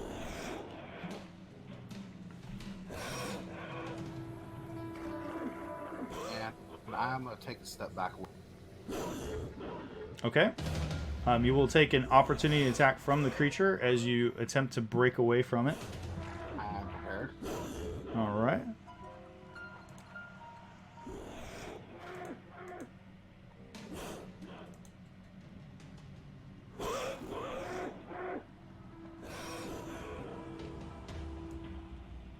Attempts to bite at you. And its massive teeth go.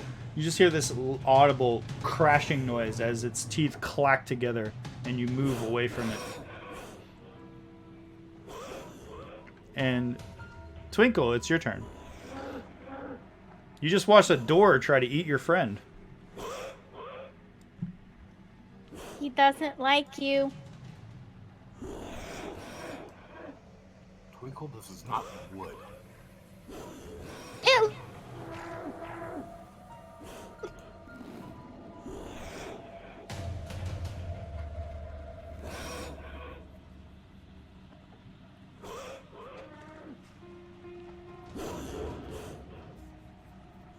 I'm going to use my short bow. Okay.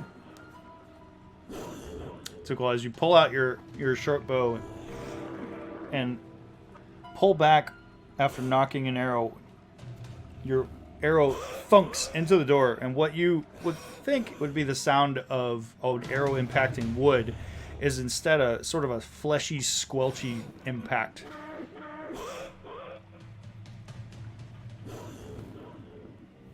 And I will end my turn. Okay.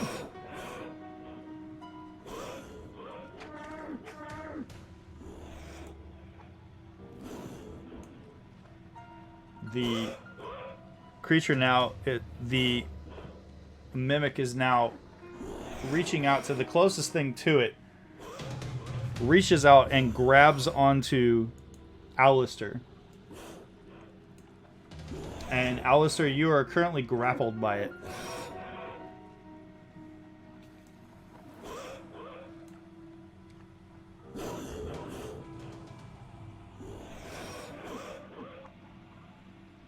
Fuck.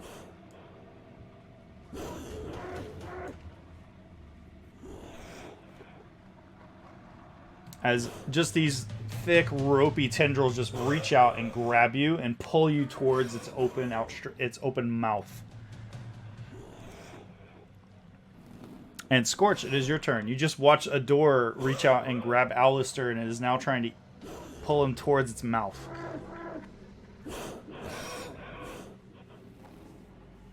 So yeah, Scorch is gonna try and go around Twinkle and Vrack. Okay.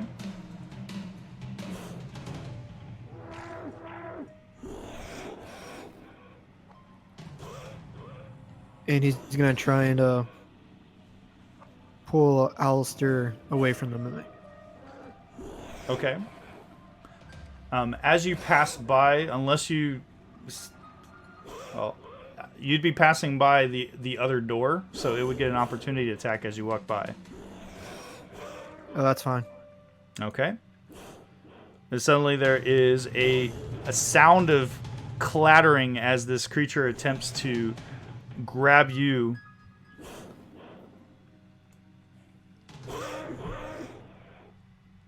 And it attempts to smack you with its pseudopod. And this big ropey tendril just outstretches from its arm and just whiffs as you move past it. Yeah, then Scorch is gonna grab Alistair and he's gonna tug him away from the mimic. Okay. Well, in that case, you can give him advantage on his escape check on his turn. Alright, that sounds fine. Okay. Alistair, it is your turn.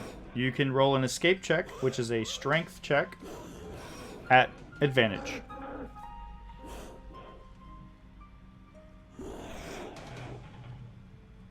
Okay. You just managed to pull. There's this horrible sucking noise as the almost like suction cup-like tendrils come off of this creature, this door creature. But you are now no longer grappled by it. I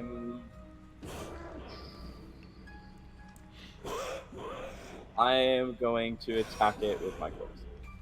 Okay.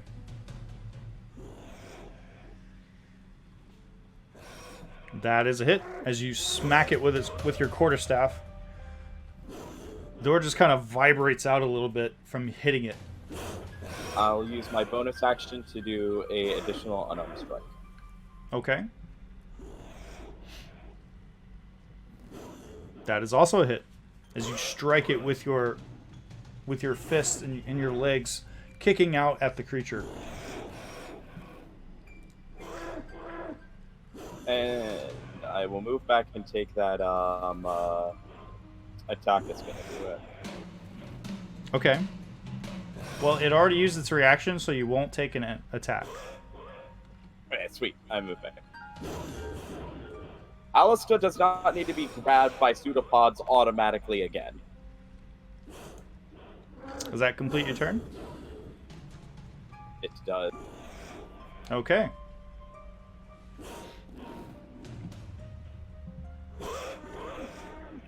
The second door now shifts. Its form now like flows like liquid, and you can watch as the door now moves off of its frame towards Twinkle and attempts to bite at her. The one moves!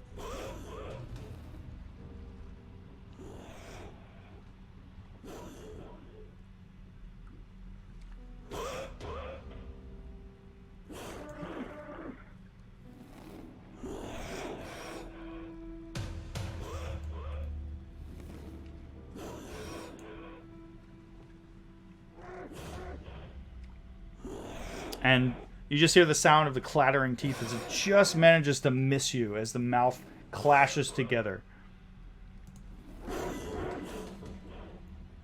And Alistair, it is your turn. Alrighty. Give me 1 second. I'm gonna check the range on a quarterstaff. Range on a quarterstaff is 5 feet. It is not a reach weapon. I always like to check. Let's No worries.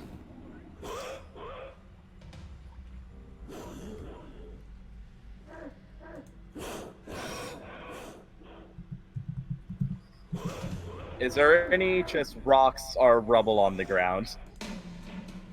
Make a perception check.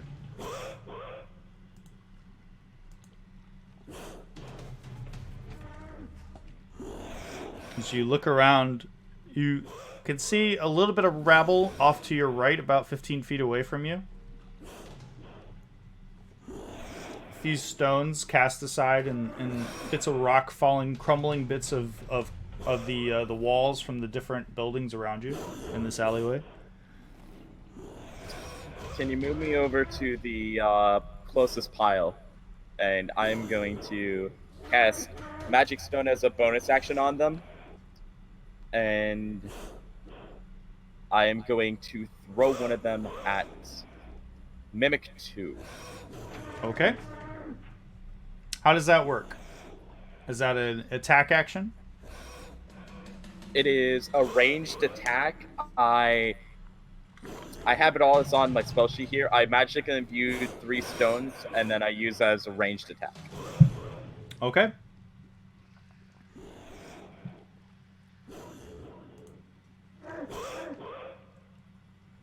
So after doing that, I'll kind of move to the side over here so I don't end up hitting my friend. Okay.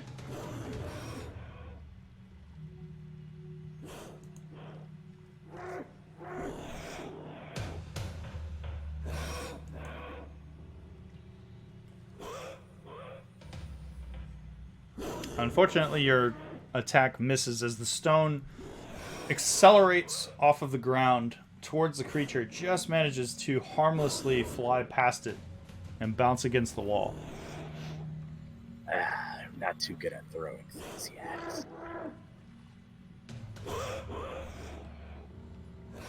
And I end my turn. Okay, Vrax, it is your turn. I'm gonna move that half a tile back toward the engaging creature. Okay.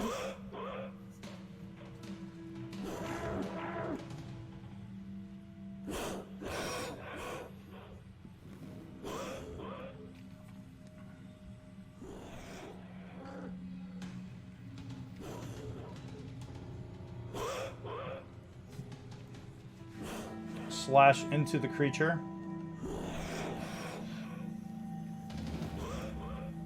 And then more of that bilious fluid spurts out from it.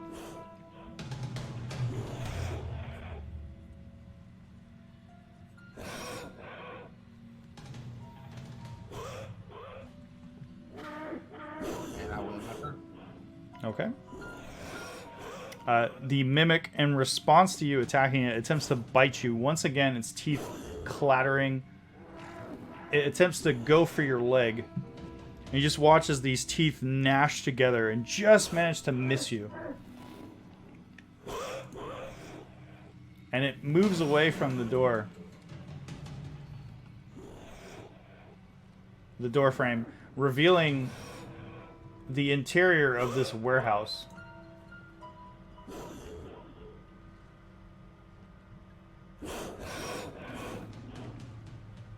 And Twinkle, it's your turn. You've got some sort of strange creature that just seems to be teeth and eyeballs coming at you. I will disengage. Okay. As your bonus action, you can disengage from the creature. You still have your main action and your movement. I would like to hide. Okay, you can either disengage or you can hide. You can use your action to hide if you like. Yes. Okay, roll a stealth check. And you still have your movement. Where are you hiding? I'm going to hide somewhere that isn't near Mimic 2. Okay.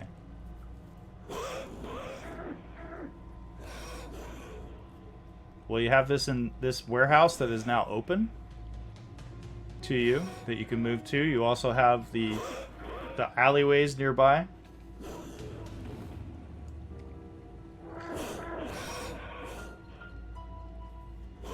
I will hide further behind Vrax and Okay. end my turn.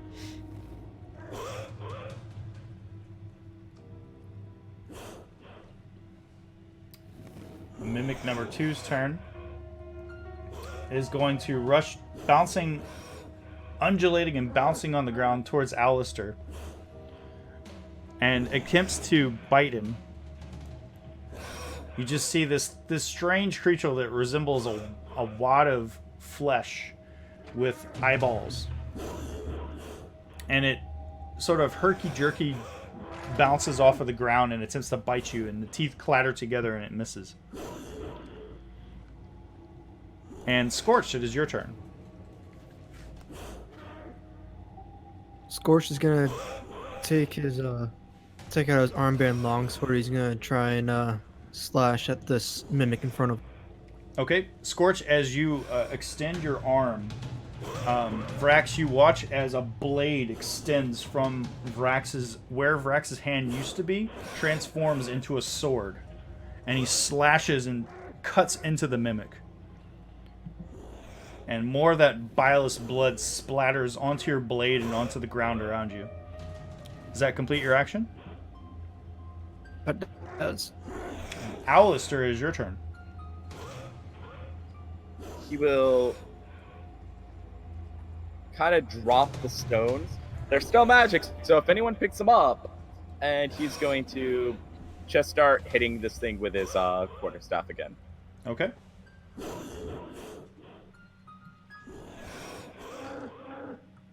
Well, that's definitely a hit as you smack the creature with your quarterstaff.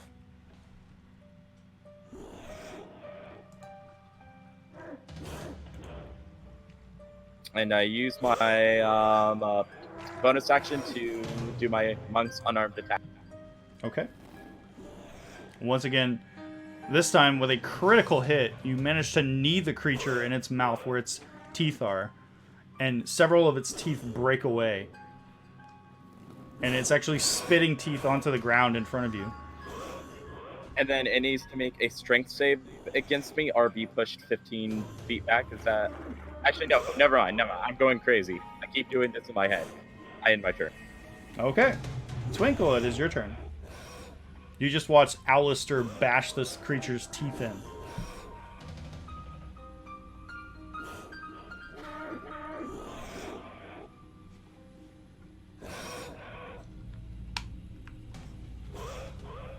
Hello, Twinkle. Are you there? Yes, I'm here. I will try to move behind it. Okay.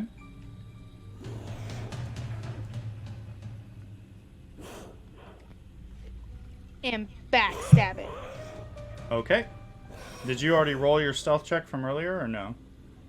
Yes, I rolled a 13. Okay, let's see if the creature can see you.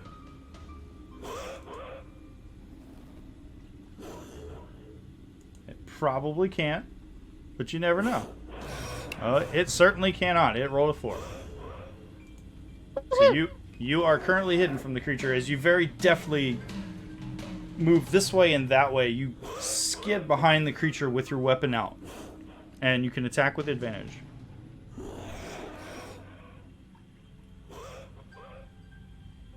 And that is a mighty hit. Don't forget that you roll 3d6 with your attack.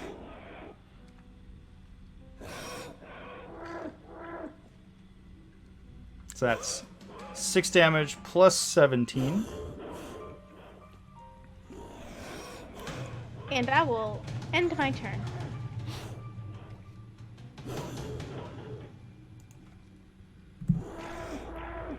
The creature now is going to attempt to slap Alistair with its pseudopod. Alistair, you watch as this ropey tendril comes out, whaps out, and attempts to hit you.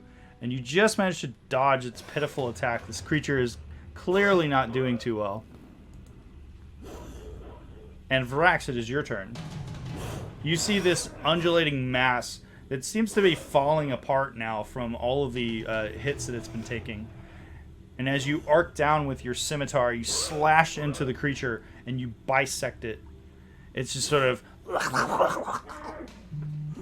falls dead. 2 pieces asunder. What just happened there? I don't know, but it looked like you just rolled 3 attacks. It did roll 3 attacks. I don't know why, though. That was weird.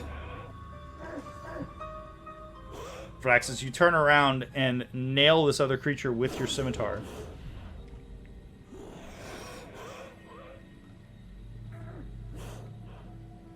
And slash into the creature. It squeals as you connect with your sword. And Scorch, it is your turn. You watch as Vrax dispatched the creature that you cut with your sword, your armband, earlier. And now he very quickly and deftly skates across towards the other one and attacks it. Scorch is going to move back, and he's going to point his armband at the mimic. He's then going to ignite the sword, and he's going to hurl the flame at the mimics and cast a fireball. Okay.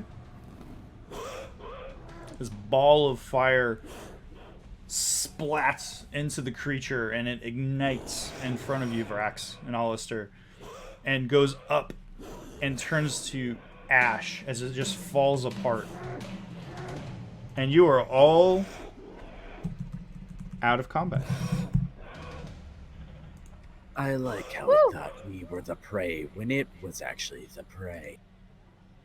I don't think these things think. I think that they just eat things. And you all receive some experience from that encounter.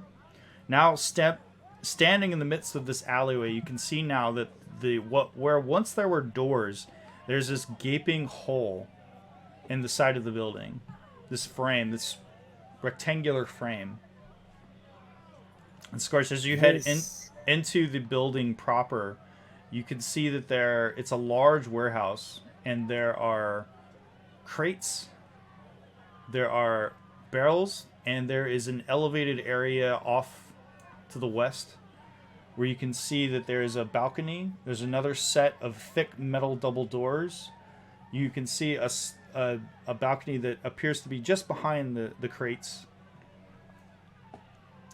and some sort of staircase, a spiral staircase that leads up to it. And then there's some sort of strange platform with a little tower, a little bit of a 5-foot tall tower with some sort of device sticking out of the end of it and against the wall there. We should be careful.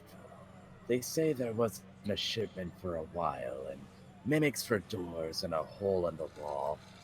It may be dangerous inside.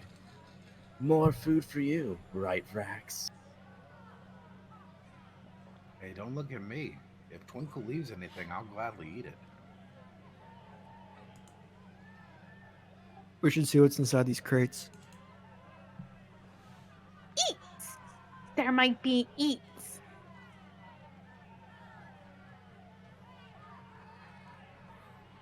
Scorch is going to open the smaller crate he's going to walk up to. Okay. As you open the crate, you can see that within it, there appears to be a bundle of clothing. It looks like some standard traveling clothes. I see something purple.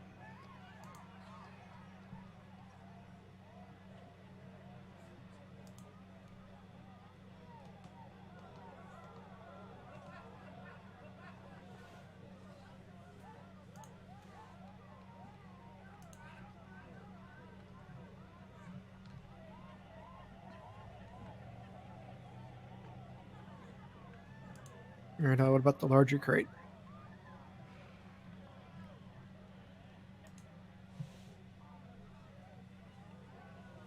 Okay. The larger crate is a little bit more difficult to open. Make a strength check.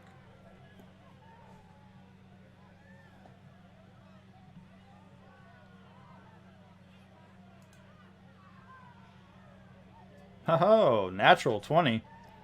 Scorch, you very deftly grab the side of the crate and rip it off, and inside you can see what looks like furniture. Very nice, very fine looking plush leather furniture. You can see a set of chairs, very plush couches.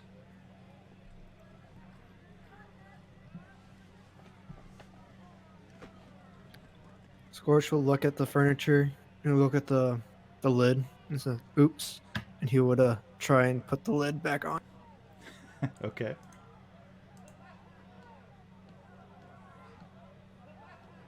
Is anyone else having any luck? There's something purple here. I'm trying to figure out what it is.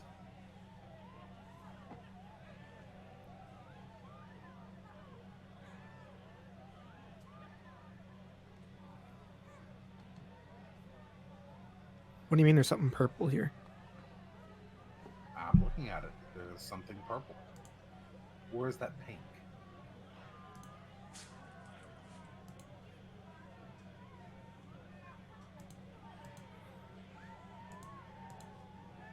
Does this pedestal look familiar to me at all?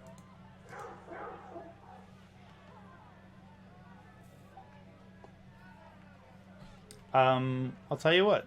Make a history check.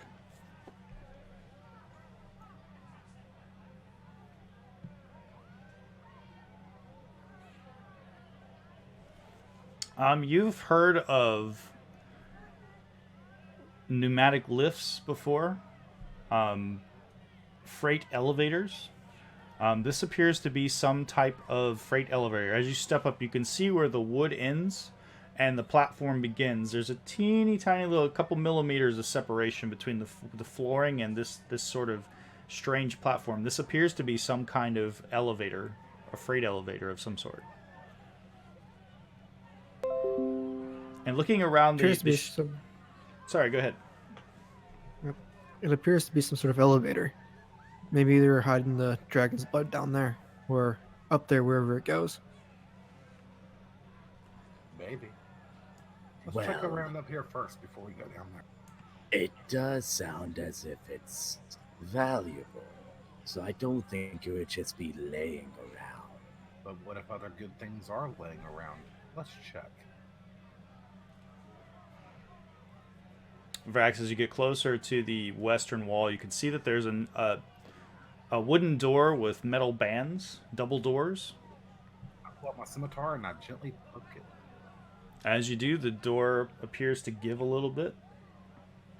And as you push it with your weapon, you can see it starts to push open a little bit. And then it gently moves backwards, back into its seated position with the other door. I open the door. Okay. As you open the door, you reveal a very large space that appears to be the interior of the shop itself. You can see that there appears to be rows of tables with bottles and trinkets and scrolls and boxes, and then you also see several displays of like a couple of suits of armor, weapons, swords, a staff, other types of weapons. You can see there's a seated area off to the southeastern wall, not too far away from where you're standing. You can also see that there is an elevated space above, a set of stairs that heads up into an elevated area, and outstretched, not in the middle of the chamber, there is some sort of domed sphere. It seems to be made of metal that's outstretched, and there appears to be there's a light emanating from it, from like ever-bright lanterns within it, and it's emanating light throughout the whole chamber, illuminating this entire room. What's this in the corner? Oh, it's a statue. Nice. Is there anything that looks like a central item that looks like it's worth a lot more than everything else? Well, you can make it. No worries. I'm revealing it. Fantasy Grounds is chugging along, trying to keep up with me. I understand. Apparently, I'm gonna need to lower the resolution on these maps. Don't worry. Shockwave is coming.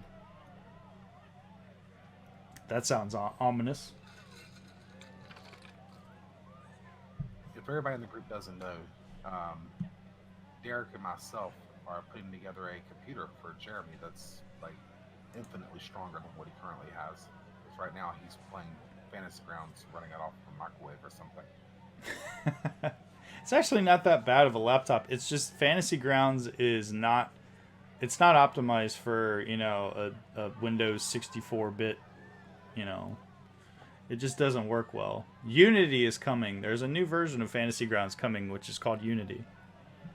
Yeah, we're all looking forward to that. Me too. I will say though, it's not bad for a laptop, but the key word there was laptop.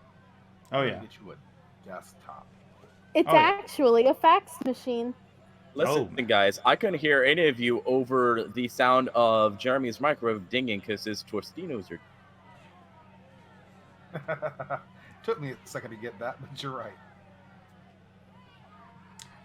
All right, there we go. Fantasy Grounds finally caught up to itself. So, Vrax and Scorch, as you enter into the chamber, you can see that there are displays of armor and weapons, and then there are rows and rows and rows of bottles and trinkets and things on the wall over there. And there's some sort of elevated area, some kind of sphere that is stretched out a little ways and is floating above and emanating light, and it's fairly wide. And what are the rest of you guys doing? Twinkle, Alistair? Alistair sees the glint of some shiny stuff, and he is going to go follow towards it. Okay. And Vrax, you wanted to go upstairs and check that out?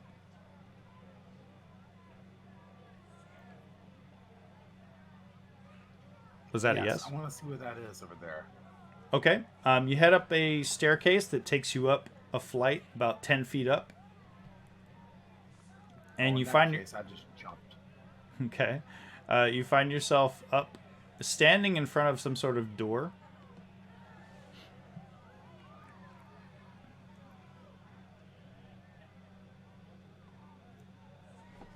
Which I slash on my scimitar because it might be a lot. Okay. You can see that there is some sort of a lock, heavy padlock on this door. The door itself appears to be made of metal. I'm gonna yell down, Twinkle, get up here. Okay. And what about Scorch and Alistair? Alistair, you said you're going towards shiny things. What are you guys doing? Yeah, Alistair's just kind of like pruning and looking at himself in the mirror in the shiny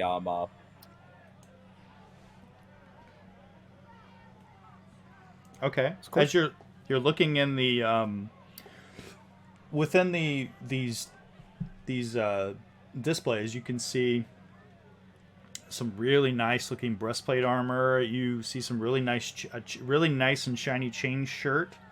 You see a very elaborate looking dagger, and a dark wood short bow, which has some silver like mithril filigree on it, and they're all contained within. Plus, you see a suit of armor. And Twinkle, you said you went upstairs to check out the door for Vrax? Yes. Okay. You can see that there is a very heavy padlock on this door.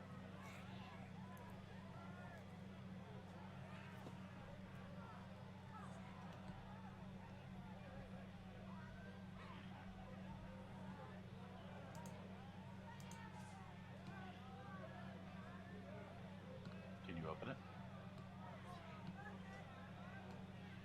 Would you think like so. to? Would you like Yeah. to? Okay. As they do that, Alistair's gonna grab the shield and just gonna throw it behind him, and then walk off and follow Scorch. Okay.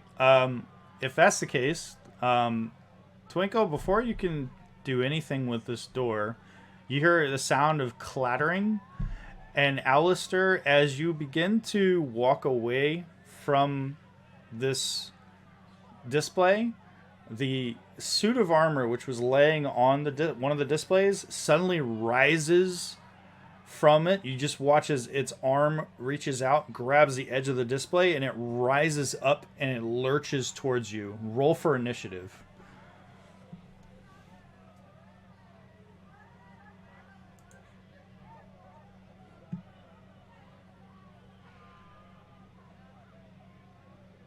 Everybody or just Alistair? Oh no, everyone.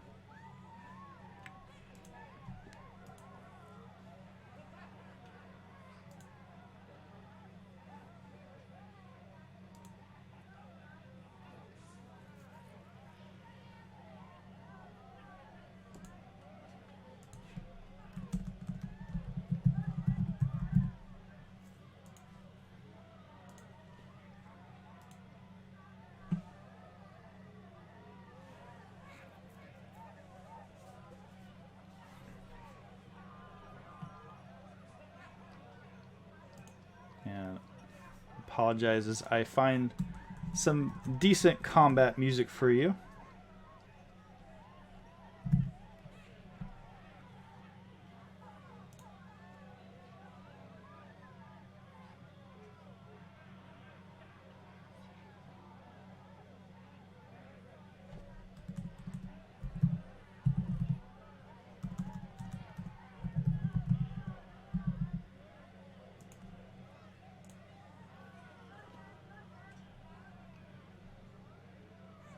I have so many options to choose from. Sometimes it's crazy.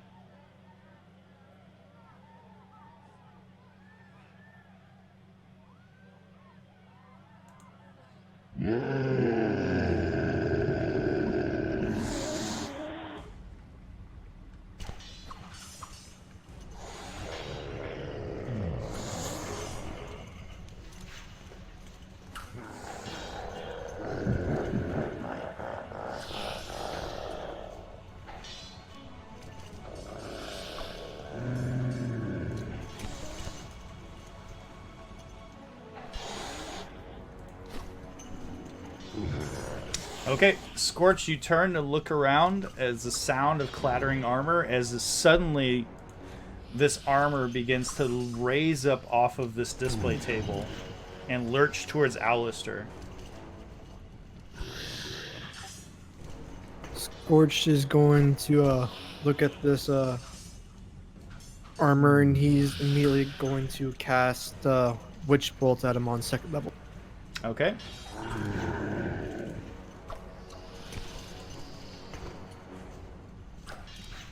Your arcane bolt flies across and just manages to splash into the display table, harmlessly hitting the table and missing the animated armor.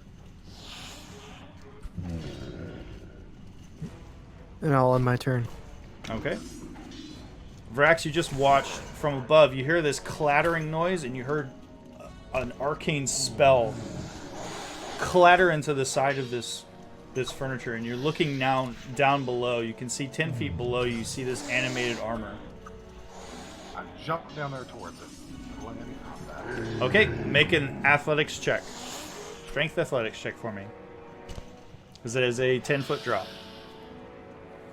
Okay, you very deftly leap down, roll.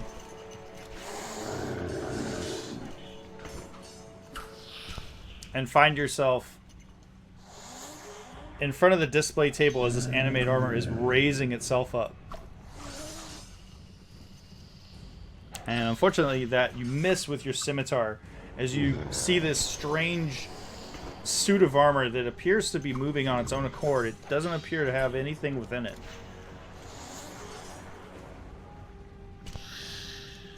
And I will end my turn. Okay. The animated armor now slides off of the table and now rushes towards Alistair. You have an opportunity attack you can take on it, Rex.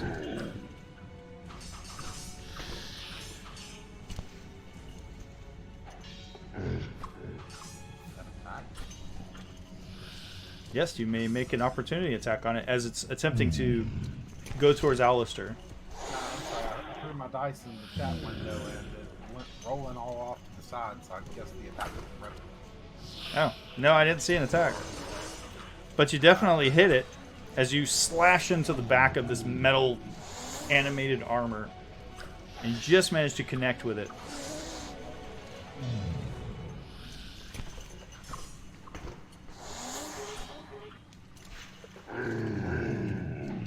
I rolled my damage, but it's not showing up yet. That's weird. I'm gonna try it again.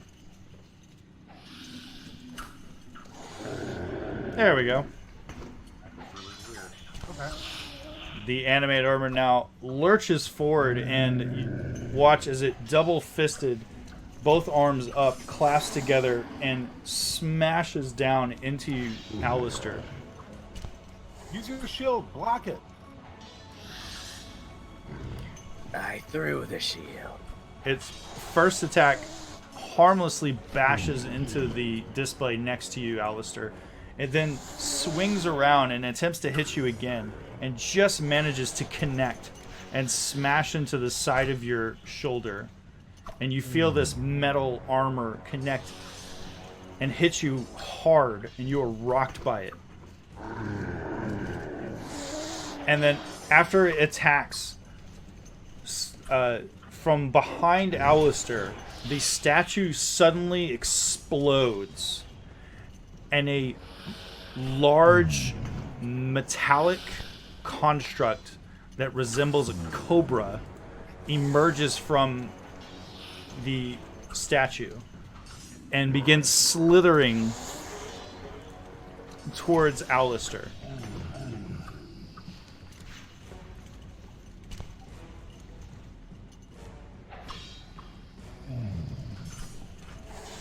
And as it does, it attempts to... You watch as its toothy maw opens up, these long fangs with some sort of substance dripping from the fangs. Attempts to bite into Alistair. And it just hear the sound of metal clashing on metal as its mouth slams shut just a few inches away from the back of your head, Alistair. And it is your turn.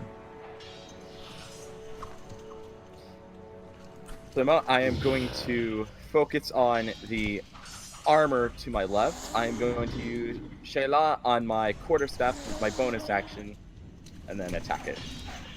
Okay.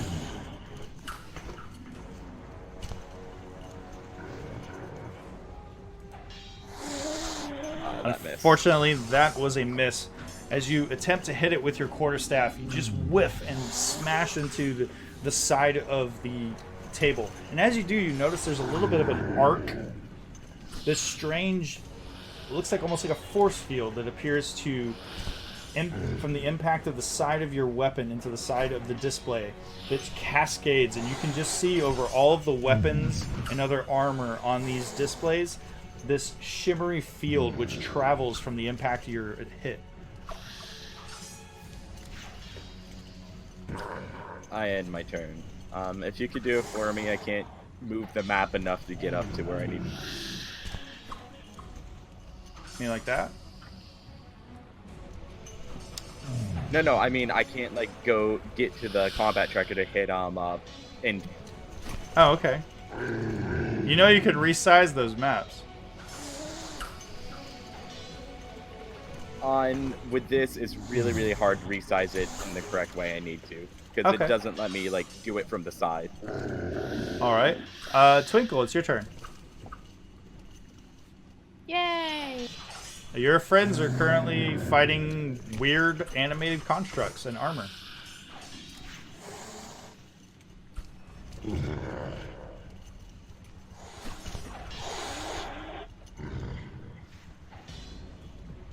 Just as you were fumbling out your toolkit, your thieves' tools, getting ready to unlock this lock for your friend, and all of a sudden there's this loud sound of clatter as all these creatures are now attacking your friends.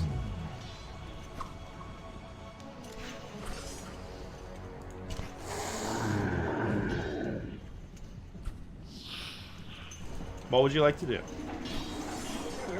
I want to try to move. Okay. You're currently standing 10 feet up on an elevated platform, staring at this door, the sphere that's in front of you. I'm gonna jump down. You're going to jump down. You can make an acrobatics or athletics check. You can't go straight through the sphere because there's a door in your way. But you can leap down into the plant below you. Alright, I'll do that then. Alright. Make an athletics or acrobatics check, whichever is easiest for you. Very nice. You very deftly roll onto the ground. I'll say you went here, landed 5 feet. You still have the rest of your movement. I would like to hide. You would like to hide? Okay. You have 35 feet more of movement as you can use your action or your bonus action to hide.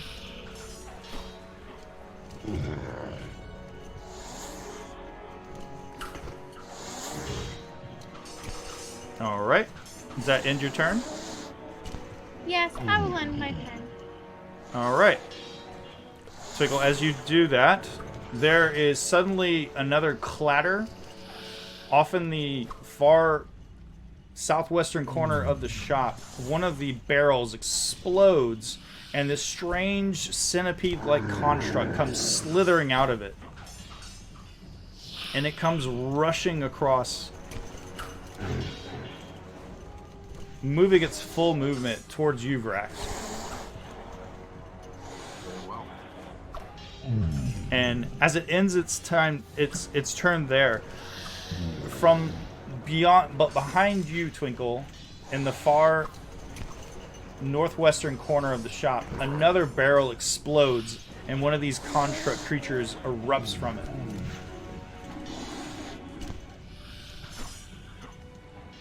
And it goes rushing its full movement across the floor towards Scorch. And that will end its turn. Alistair, it is your turn. Alright, I will try to hit this thing again.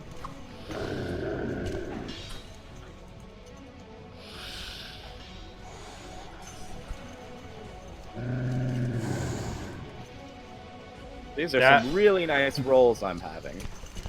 That is also a miss as you once again smack, this time bringing your quarterstaff down and hitting into the wooden floor.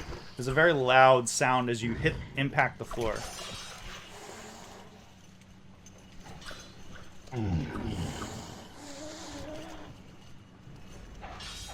Would you like to do anything else? And my Okay. Scorch, it is your turn.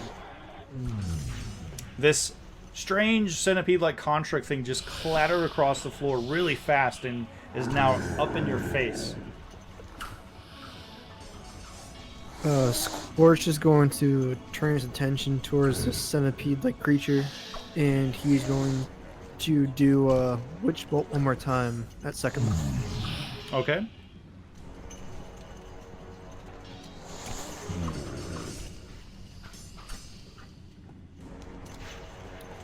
Okay, you cast it, but you didn't attack. For some reason. I'm targeting it. I'll do it one more time. That's weird. Let's see if you hit it. You hit it, so you can drop damage on it. That was weird. As you watch as the I did it at level 2.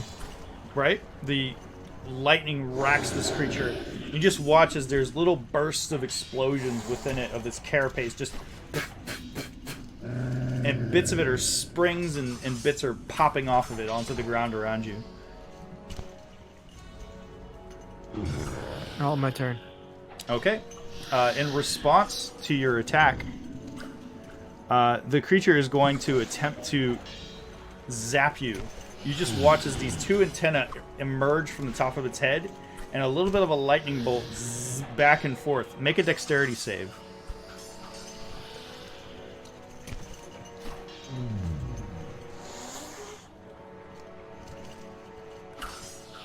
Okay.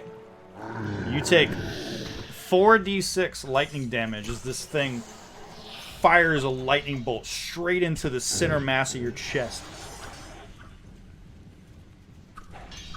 It then curls back as it's getting ready to attack you again. And it looks like... That's for concentration. Okay. The other scout creature is now going to attempt to bite at Vrax. It lunges in your face, Vrax. This strange mechanical centipede-like creature. And you just hear the sound of its jaws clamping together as it misses you. And on the Iron Cobra's turn, it's going to attempt to bite once again into Alistair. This time it will attempt so at advantage.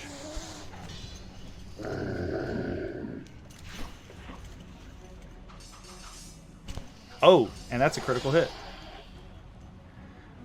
Alistair, you feel these long metal probing sharp fangs enter into your chest.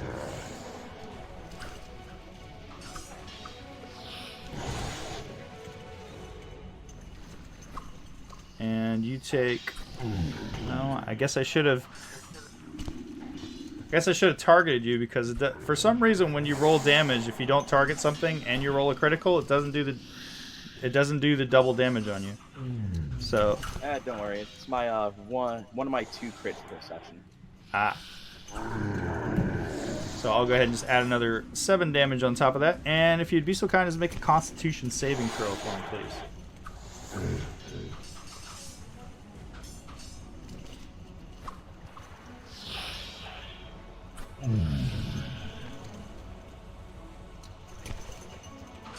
Okay.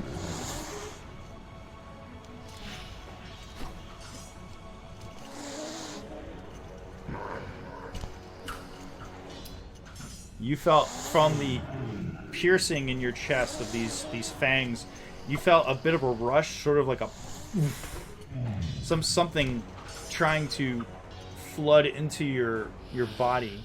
Whatever it was, though, you managed to resist. And Varax, it is your turn. I am moving away from this creature, prompting an attack. The animated armor. Okay.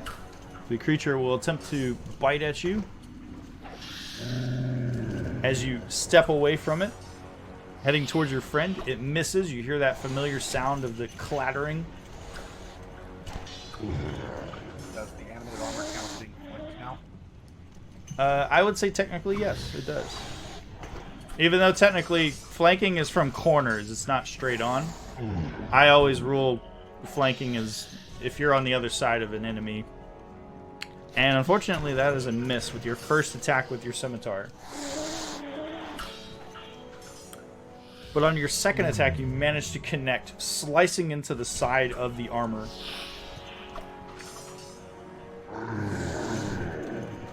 Okay, I'll end my... Okay. Twinkle, it is your turn. You are hiding in a plant. I want to shoot an arrow at one of these scouts. Okay, you are hiding, so you can do so with advantage.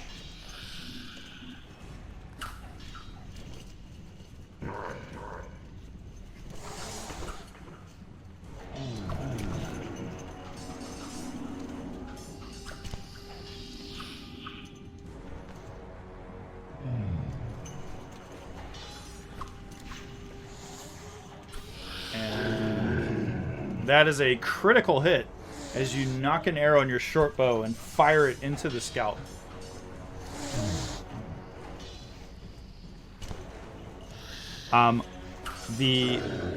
Unfortunately, your attack does no damage.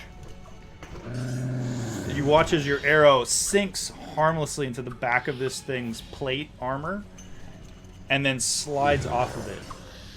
It now turns towards you.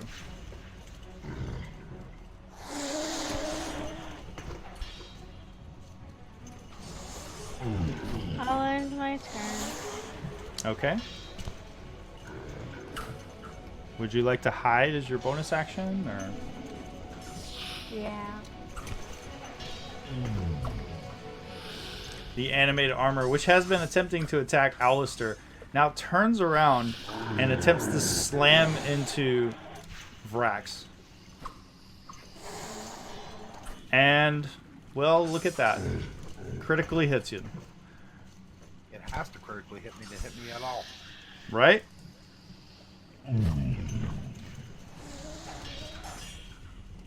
It then attempts to attack you again, bringing its double hands up over its head, this time missing you and smashing into the side of the display, splintering the wood. I'll be right back. If it's my turn while I'm away real quick, I'm just gonna try to hit the armor again with my staff again, and if that doesn't work, if it's already dead, then I'll hit the snake. But I'll be right back. Sorry. Okay, Vrax, it is your turn.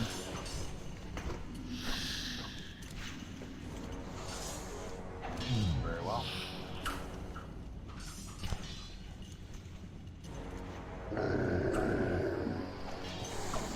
Again, slashing with your scimitar. In quick succession, you hit once, twice, slashing into it. And you manage to knock its head off, and another arm falls down to the ground as this suit of armor just falls apart harmlessly in front of you.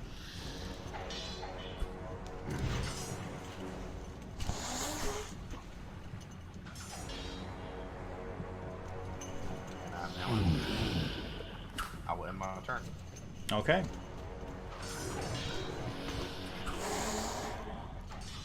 On the bronze scout's turn, it's going to attempt to bite you, Scorch.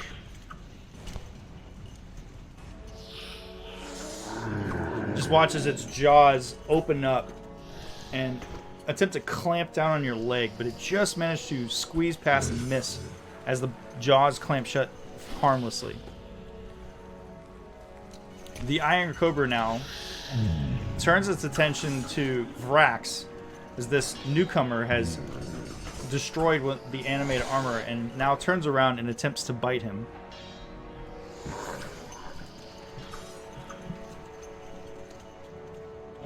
And Vrax, you watch as this massive mouth comes forward and attempts to bite you on the side of your face. It tries to take your whole face into its mouth, but it just managed to step back just a little bit as it clamps shut.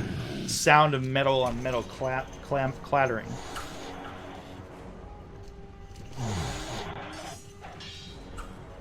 On Alistair's turn. I don't remember. Alistair returns right on time.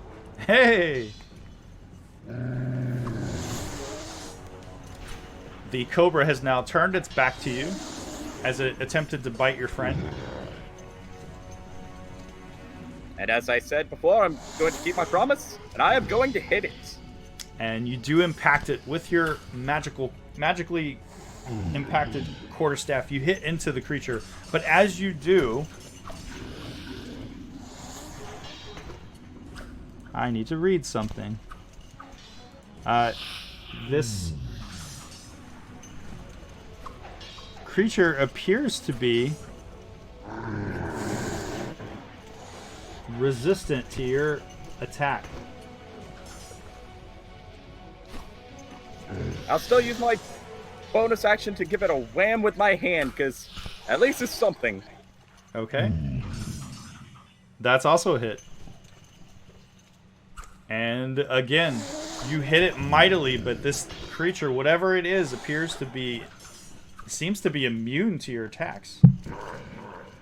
Ah, damn it. I finally hit something, and I can't even hurt it. Twinkle, it is your turn. You are still hiding in a plant.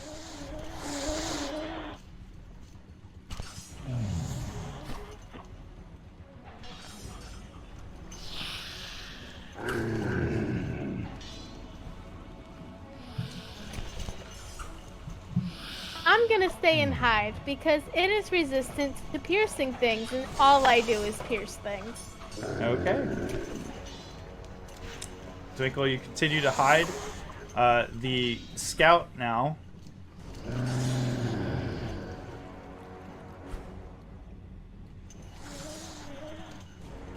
clatters around the corner, and this undulates towards Alistair. And Alistair, you hear this, smell a bit of ozone, and you hear this crackling noise. Make a dexterity save.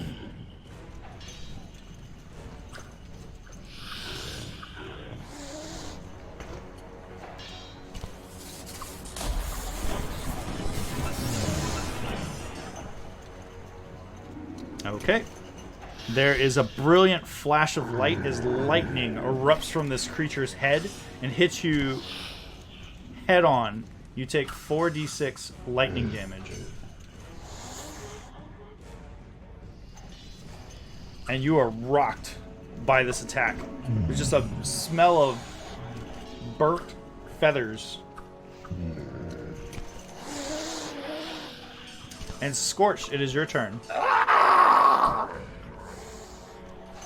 Scorch is going to use his action to continue the witch bolt on Okay. the centipede. Scorch, with his hand outstretched, more lightning blasting into the creature, and you just watch as it explodes.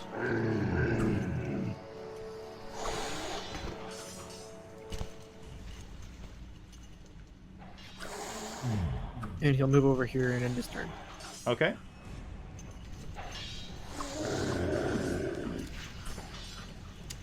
And Twinkle, it is your turn again. You are still hiding in a plant. I would like to continue to hide in said plant. Okay. In that case, Varax, it is your turn.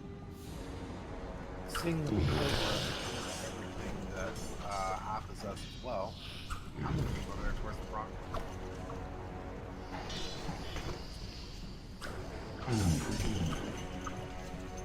Okay.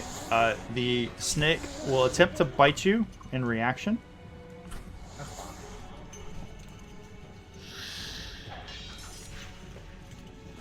And it just manages to miss you as you slip past it.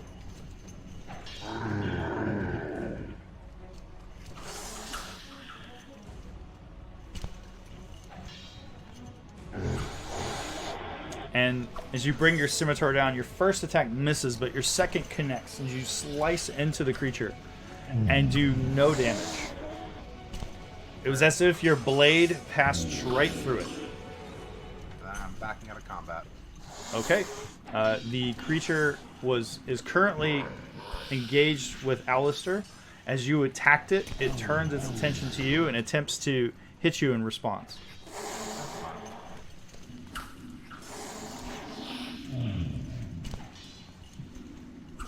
Not that it will hit you, because these things just rolled absolute dick against you.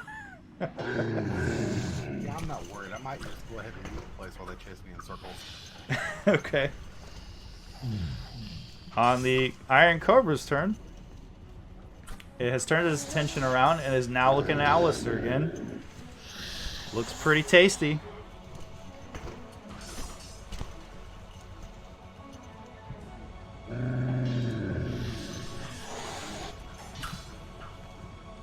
Alistair, once again, this mechanical cobra attempts to bite at you.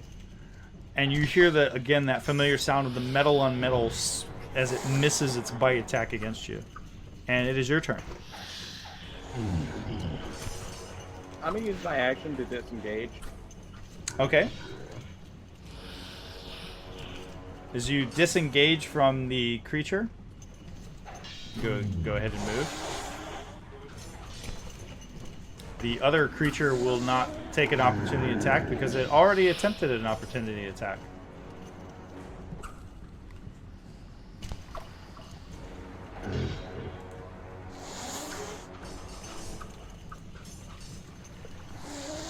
And then I'm going to use a bonus action to chug a potion. Okay.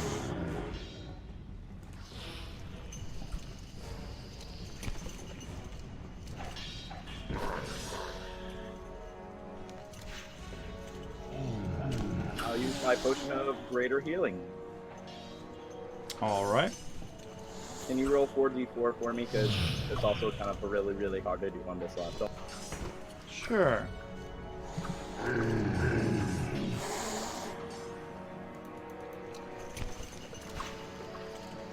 Okay. So as you reach into your satchel and you pull out this bottle, and you will heal for 13 hit points.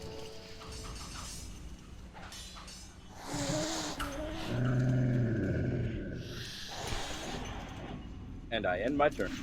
Okay. Scorch, it is your turn. Scorch is going to take a step back, and now that these constructs are aligned, he's going to cast Scorch on him. Scorch is using Scorch, guys. It's super effective. Okay. I don't know why it rolled 4 times.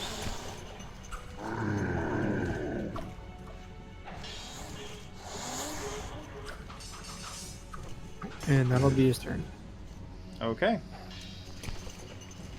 There's little eruptions as the creatures, mechanical creatures, parts of them are falling off of it. The brown scout now rushes forward towards Vrax and attempts to bite him once again.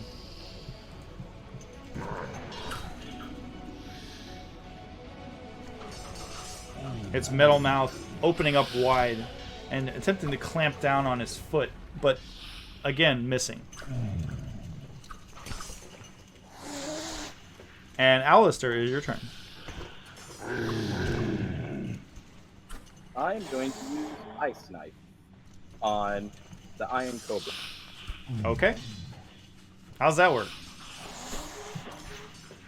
I make a ranged attack, and then if it hits, it takes 1d piercing damage. And then anything within 5 feet of it makes a dex save. On a failure, it takes 2d6 cold. Okay. Unfortunately, Just kidding. that's a natural 1. You know what's funny about that? It rolled onto a 1 2 times before falling into a 1. Wow. Your magical attack effect is you form it in your hand and attempt to arc it at the creature, and it harmlessly clatters on the ground in front of it like a poof. Does that complete your turn? Yes, it does. All right then, Vrax, it is your turn. This Again, this annoying little mechanical centipede is trying to bite your toes now.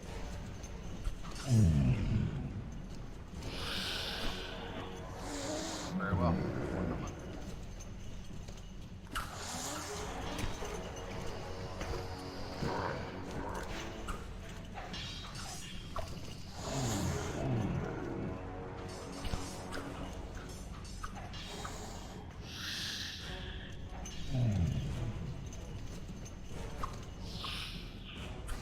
I'm afraid I don't have anything I can do to it. I'm going to stand my ground so it doesn't attempt to attack anybody else. Okay. And I can hold it my turn. All right then. It is going to attempt to bite you yet again.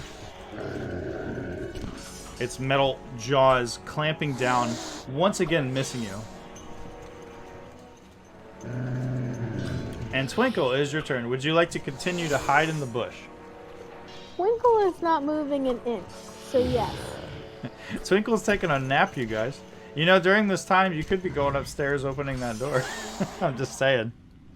But then they might see me, and then they might come after me, and then they might hit me, and I'm not up for any of that.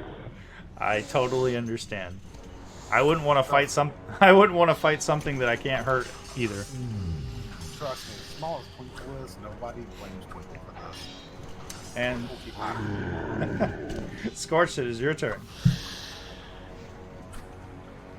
Scorch is gonna come over to this centipede thing one more time, and he's Okay. going to cast Shocking Grasp on him. All right, go for it. Scorched, you Because he's step made of forward. metal, does his attack have advantage? No, unless it says it in the attack, there's no advantage to this attack. It does. If there's metal armor, I get advantage on it.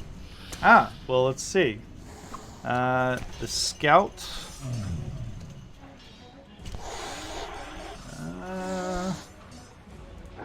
I would say yes, it is made out of metal.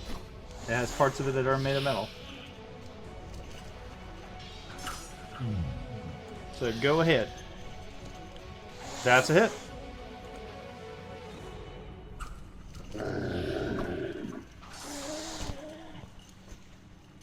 Now on my turn. Okay.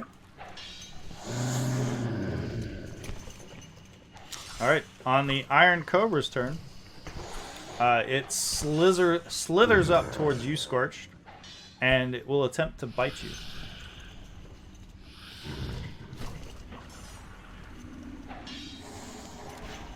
Because that's the thing that snakes do. Regardless of if they're metal snakes or not. Alternatively, they could have missile launchers in this wood. And unfortunately for it, it misses you. As it comes up, it was so excited to attack another target. Also, this is what you guys have been, one of the things you've been fighting this whole time.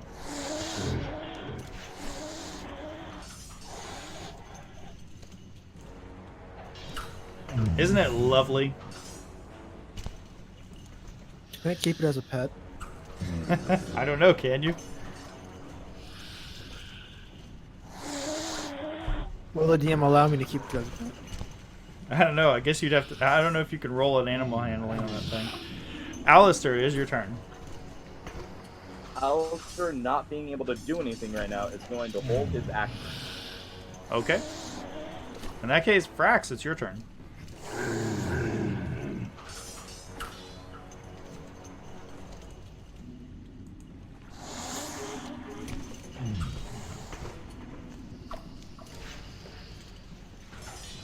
Okay. Alright, I'm on. All right. The creature will attempt its opportunity to attack on It you. can't take. Oh, it can't? It can't take reactions. No, that's Oh. the Shocking Grasp. All right then. Well, then it doesn't. It's just kind of undulating, and there's a little bit of lightning that's erupting on its body as Rax, you rush towards the cobra. Alright, I'm gonna grab it and pick it up. Okay, make a strength athletics check.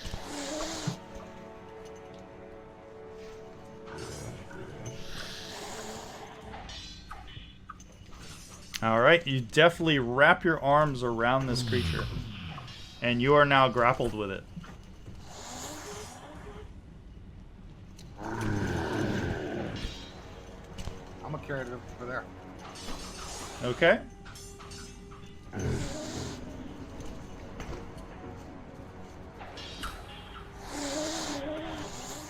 The metallic snake is now writhing in your arms, undulating. Alistair, get over here and hit this lever. I'm gonna throw this thing downstairs.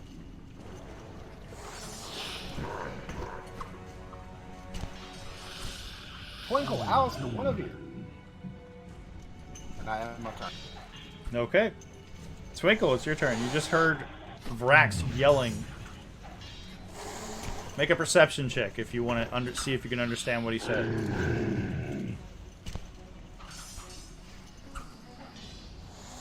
Okay.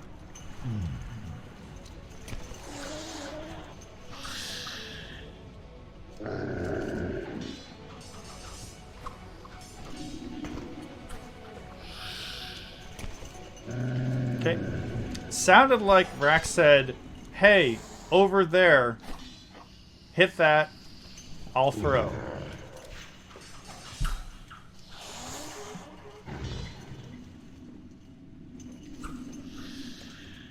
I'm gonna stay in my bush of happiness and comfort. Okay, then. The Bronze Scout on its turn is now going to attempt to bite at you. Scorched once again. You watch as its very sharp beak-like mouth manages to grab you on your leg and pierce into your construct body. And you just feel this little bit of lightning as it surges into your body. You feel the damage as bits of your body are now falling off in a few places. Just a little bit. On the Iron Cobra's turn, it's going to attempt to escape from Vrax.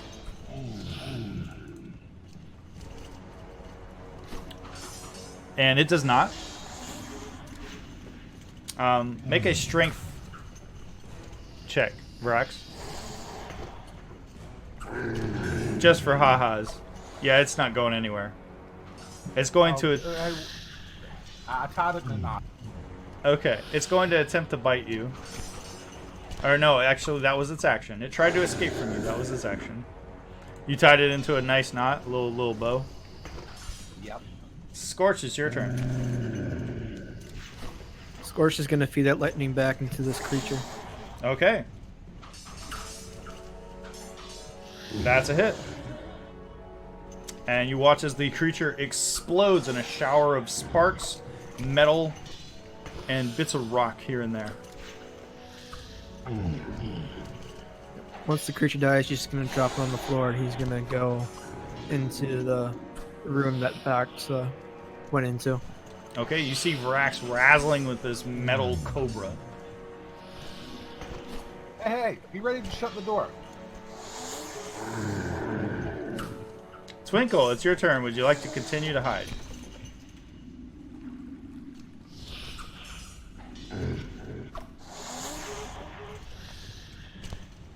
I'll take that as a yes. The cobra, cobra is now going to attempt to bite Scorch as you walk by.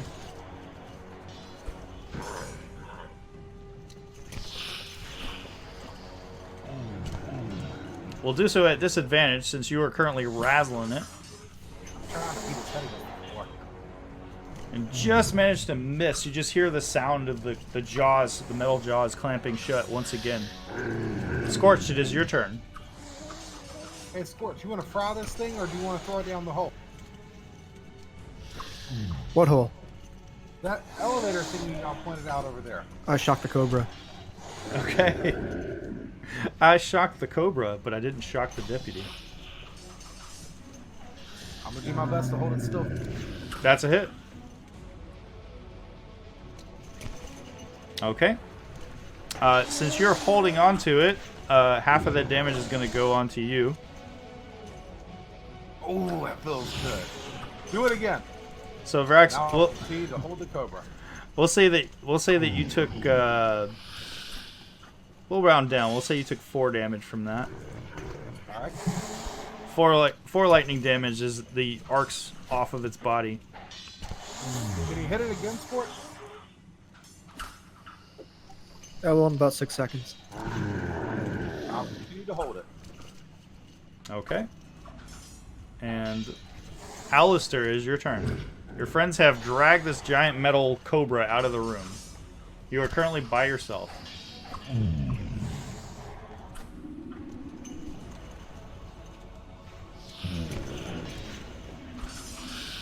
I will dash with my action. Okay.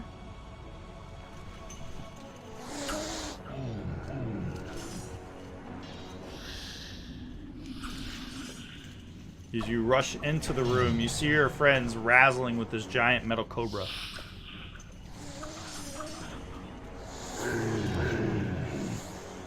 Relax. I didn't know you were a snake. Is that a racist joke? If you want it to be friend. Okay. Twinkle, I assume you're going to continue to hold your action? Or hide? Surely will. Alright, the Cobra's turn. The Cobra is going to, this time, attempt to bite at Vrax. Harmlessly, most likely. And, sure enough, the big dumb snake still can't seem to do anything. Alistair, it is your turn. Alistair, help me hold this thing still. Squirt's just gonna fry. I can't do anything to that thing, and I'm weak. Help me hold it.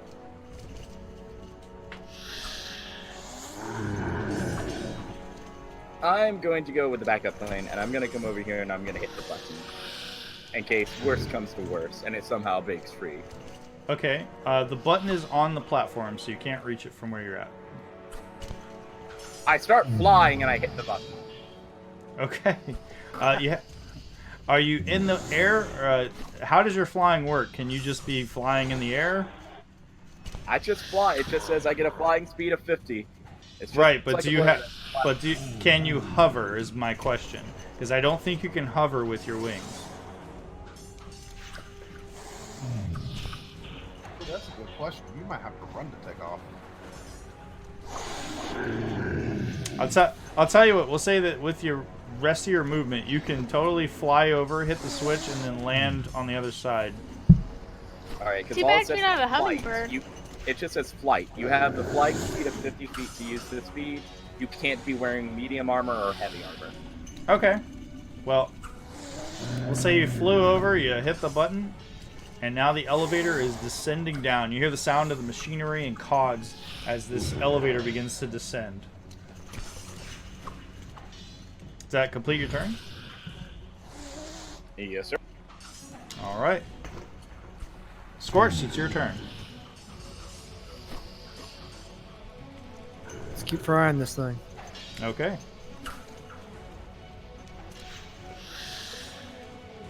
That's a hit. Double ones. Snake eyes against the snake. Snake eyes against the snake is correct. Vrax, it is your turn. Unless, Scorch, you have something else you'd like to do.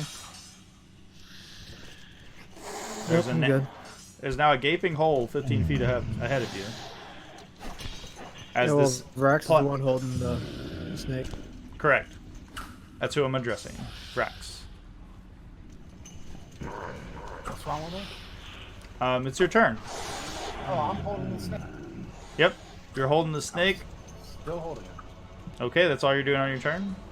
Yes, I will hold this snake until it dies. All right, until then. we run out of stuff to kill it. Hey, Scorch, can you still hit this thing? I can still hit this thing. Alistair, it's your turn again. I'm gonna hold my action because there's absolutely nothing I can do against this. Okay, you can hear the sound of the machinery as that platform behind you is continuing to go down. Vrax, it is your turn again.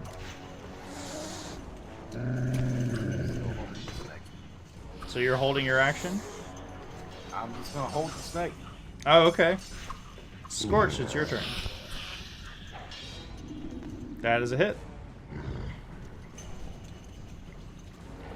Bits of the creature are now popping off of it as you continue to do damage. Twinkle, are you still holding yourself in that plant?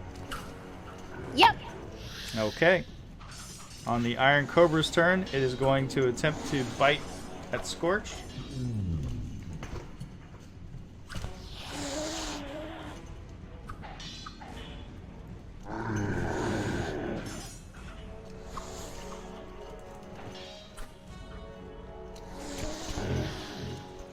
And that is a miss.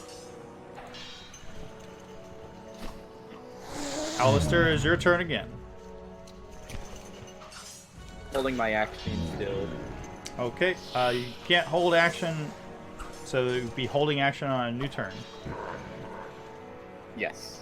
Okay, once again, the Iron Cobra is going to attempt to wriggle away. And there's, unfortunately, it rolled a 3, so unless you roll a 1 on your strength check, Frax, it's not getting away from you. Yep.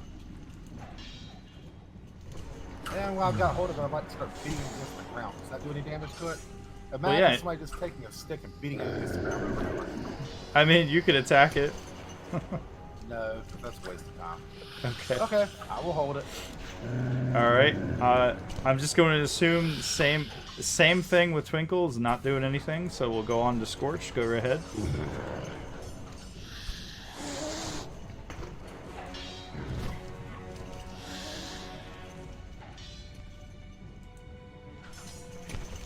I think we're almost there, guys. I would like to petition for a elemental weapon after this. Okay. Alistair, it's your turn again. Are you still holding your action? See, I'm gonna move up here and hold my action over here now. I'm just imagining that basically Vrax is just standing there holding it, and Scorch is just punching it in the face over and over again with a lightning fist. Yeah, get it, boys. Yeah.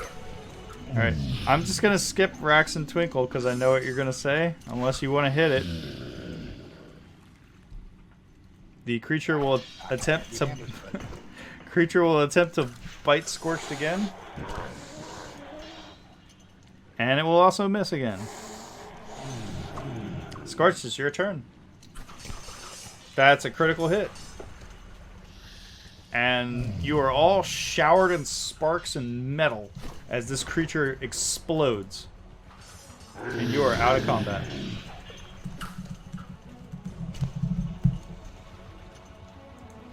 Let's not touch anything from here on out. No. We're going to touch everything. I think we just killed all the guardians.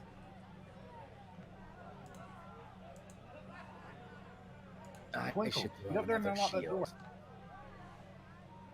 shield. Is it all dead? Yes. Okay. Scorch killed it all. Awesome. Damn, you guys have had so many encounters tonight. It's crazy. Yeah. I'm still waiting for our experience to pop up for this fight. We're No, going you- to be level 6 before we stop. You each received 425 experience points for that encounter.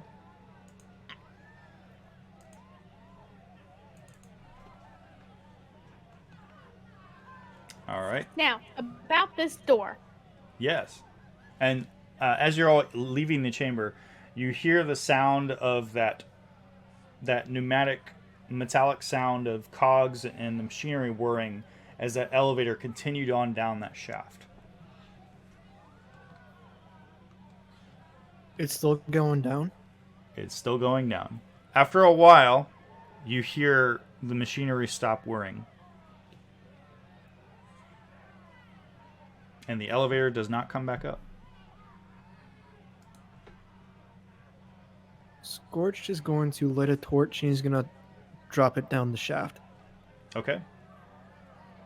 In the meantime, if you would like to attempt to open this door, you can do so with your thieves' tools.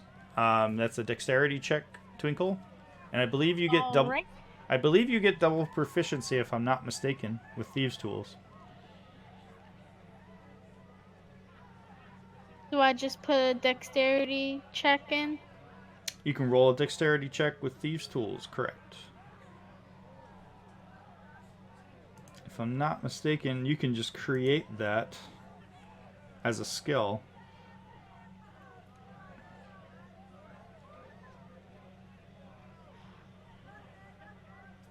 So, unfortunately, your first tool that you insert into the lock breaks. There is a metallic, sort of like a tink, and the end of your thieves' tool comes off. And you can see now that the end of it is broken. Would you like to try again? Yes. Okay.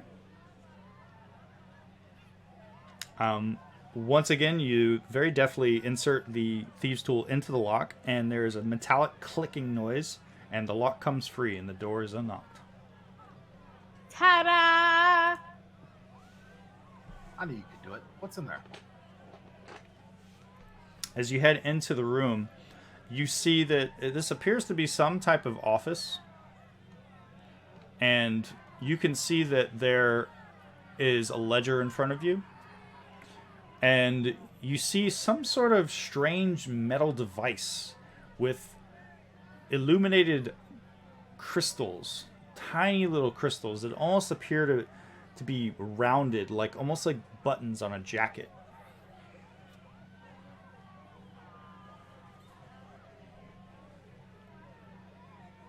I don't see any blood. I thought we were looking for blood.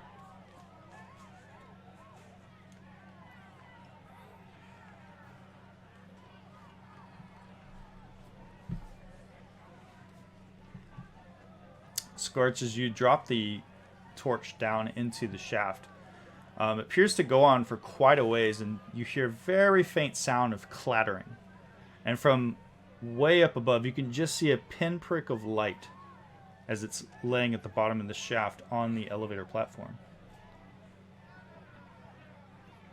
Alistair, what are you doing? I'm just thinking how just messing with a shield had such consequences. He is standing here just looking at the shield and back to the spot where he threw it from and back to the shield. Okay.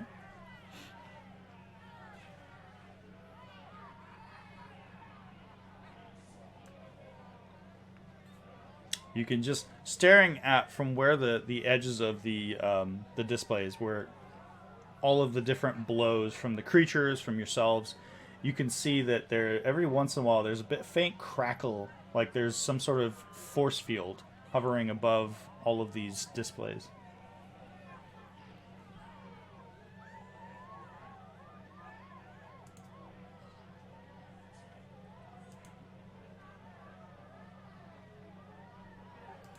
Scorch is gonna call out to the room. Hey, I think we should check and see what's down here next. Well, there's a bunch of thingies up here. We still haven't found the dragon's blood yet. Or maybe these thingies do something. Shouldn't we mess with them or something? If it lets loose another constructs, I'm leaving. Well, yeah, me too. 10 more Iron Cobras show up. These are buttons, right? I am inflicted. I want to press the buttons, but I'm also curious to what's down there. Twinkle. Yeah. Press all those buttons. Every one of them. Okay.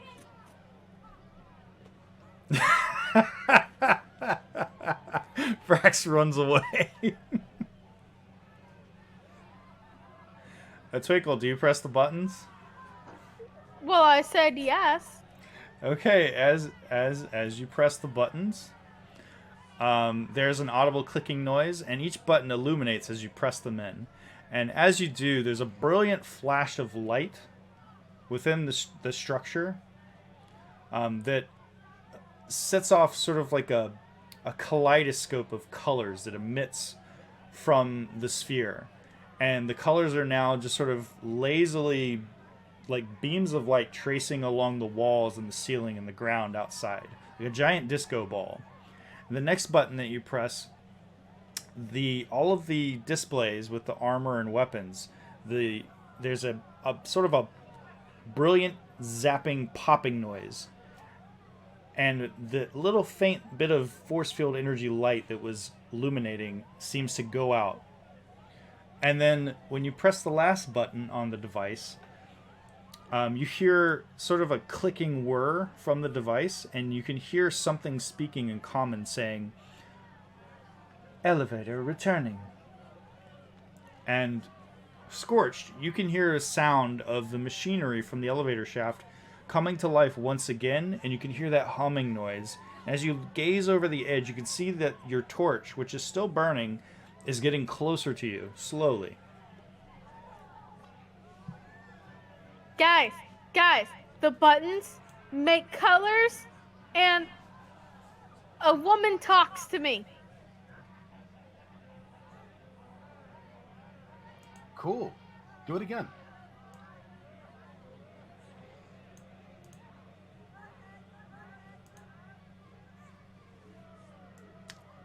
And as you continue to press the buttons, the first button, the lights go out, the strange strobing multicolored kaleidoscope of lights go out, and the force fields above all of the display cases once again come into life. But as you hit the last button, the one that spoke to you, nothing happens.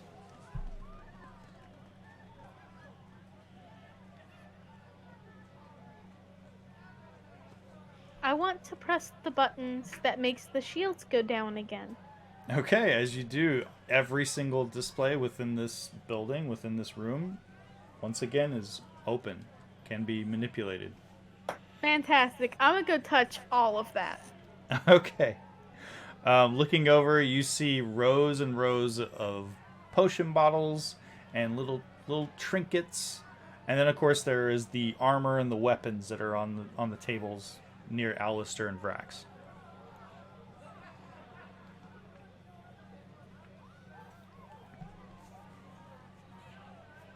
Is there anything that I might be interested in touching particularly? You see a lot of bottles, vials of what you assume are off in the distance, away from the weapons. Along those western displays, you see tons of vials of bottles, which you assume are potion bottles. And then before you, you see a dagger that looks really, really nice, really nice, nicely made. You see a short bow, and then you see a couple of pieces of armor. You see a chain shirt and a breastplate, and they both look really well done, well made. So what would you like to do? What would you like to mess with first? And what are Alistair and Vrax doing? Watching. Okay. Continuing to watch. I want the dagger. Alistair's gonna see what this is real quick in front of him. Okay. Again, there's no difference from what I've already described. Well, I just heard dagger, armor, and bow, and that doesn't look like a dagger, armor, or a bow. Yeah, just ignore the images that you see. That's what you guys find. That's that's useful. Can I take all of these items? Would Sure. they be upgrades against my current items? Possibility. You're currently looking at potions. These are potions over here. You're assuming so. They're all different multicolored fluids within vials. Crystal vials. All of my inventory, please. Okay. Just put the whole table into his inventory, like the actual table and everything on it. Yeah, I'm not kidding. Go ahead and put it all in my inventory. I'll go through it later. All right. That's 6 tables. It's actually only 5, but good try. All right, you find 7 bottles of various colors and consistencies. Do any And- of them look really pretty when I hold them up to the light? A couple of them resemble potion types of potions that you've encountered before in your travels. They kind of look like potions of healing. Oh, nice. I think I know what this one does. The others you're not too familiar with. Don't take this one. This one will make your thing fall off. You also see a couple of random like bits of like various trinkets scattered on the tables. Twinkle, do any of these little trinkets look pretty to you? No, I just want the dagger. I'll tell you what. I will put plate. the weapons and armor in the party's inventory. You guys can grab them if you wish, at your leisure. It's sweet Yay. of you. And what about the trinkets? Did you want to mess with those?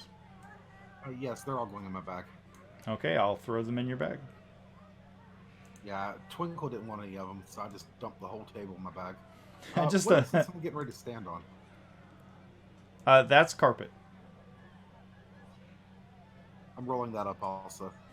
Okay, there's a carpet now in your bag. It's got a nice design on it, you know? It's going to sell pretty good. All right. Is the elevator still coming up? By this point, the elevator has finished its ascension and is now on this floor. Oh, you can take your torch back. And the torch is laying on the platform. There's a little bit of a burnt mark on the metal platform from where it hit.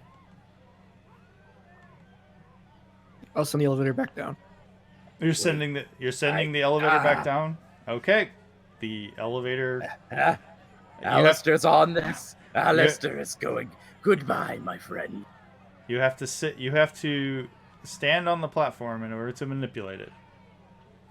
I want to go down as well, so we can find the dragon blood. Why would you want to send it back down when we already did? That seems counterproductive. Yes, but this time we're going down with it. Yes, but he just tried to send it down without anyone on it. I don't get you, Scorched, but you're very shiny, so I still like you. Oh, we can always take the stairs. There are no In stairs. fact, I might even be faster. I thought there was spiral stairs on the other side of the room. Yes, they go upstairs to a little balcony that curves around to a door. Oh, I thought the arrow was going down. Nope. Yep. Never mind. Let's get on the elevator. Okay. So everyone's getting on the elevator. Come on, Frax. I'm getting on the elevator. All right. All standing on the elevator now. Minus Scorched. I get on the elevator and I push the button. Okay. The familiar sound of the machinery again comes to life, and the elevator begins to descend into the darkness. And at this point, it is 11:05. If you all would like to continue a little while longer, you can. Otherwise, we will call it for tonight. I think this is a good stopping point. Yeah, that's a good stopping point. We got tons of loot. We killed lots of shit. We laughed a whole bunch. I'd say we did pretty good. Down. I would say so. Jeremy, later on this week, do we mind if we get the server up and log on with Rachel's character and get all of her abilities set up? Sure. I'm available the next 2 days. I'm off, so I'm off tomorrow. yeah, we can totally. I get that am done. also off tomorrow. Hey. Right, we can learn some shit. All right. Well, in that case, that is where we will call it for the evening. Yeah, that was fun, everybody. Nobody Yeah. died. I mean, Alistair. I mean, you guys got hurt. Twinkle didn't get hurt because she hid in a plant the whole time. That plant and I are best friends now, too. I thought about taking that plant with me, so every time I hide inside that plant. Ah. Like it was going to be my hiding plant. Would you guys like a tease for next week? Or, excuse me, 2 weeks from now? Yes. Okay. That's assuming Fantasy Grounds doesn't crash when I load another map. What is Scorch's wild magic gonna kick in? He's gonna turn into a potted plant himself. Maybe. That's good teamwork. You turn into a potted plant and Twinkle hides in you. All right.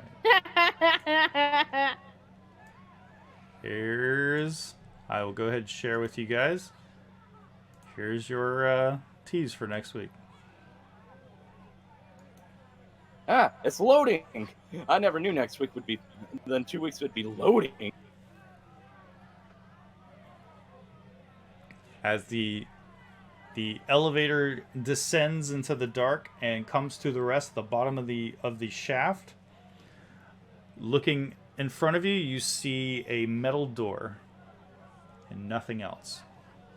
Not more doors. And you can hear a faint sound of machinery from beyond the door.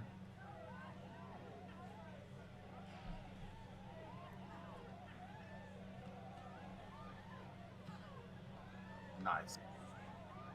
There better be blood behind that door. I guess you'll find What's out. that smell? It's blood. That was interesting. I wasn't expecting those constructs to really give you guys as much trouble as they did.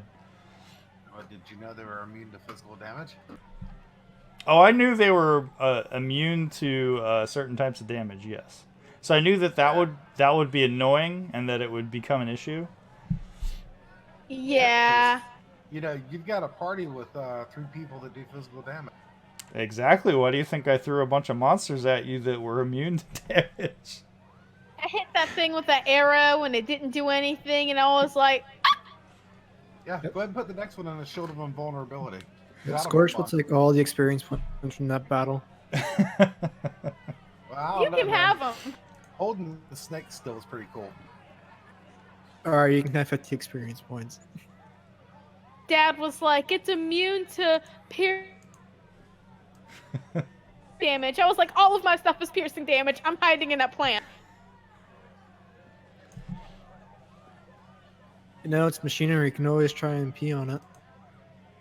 Yeah, there you That go. doesn't sound like a good idea by any means. No? Sounds It's like perfect for the party then. thing pinched off. Sig- Plus, I'm a girl. I'd have to get on top of it to reach any form of it. So, Wait, Twinkle's a girl? I mean, maybe. So, As far as you know. Next session, Twinkle's gender reveal.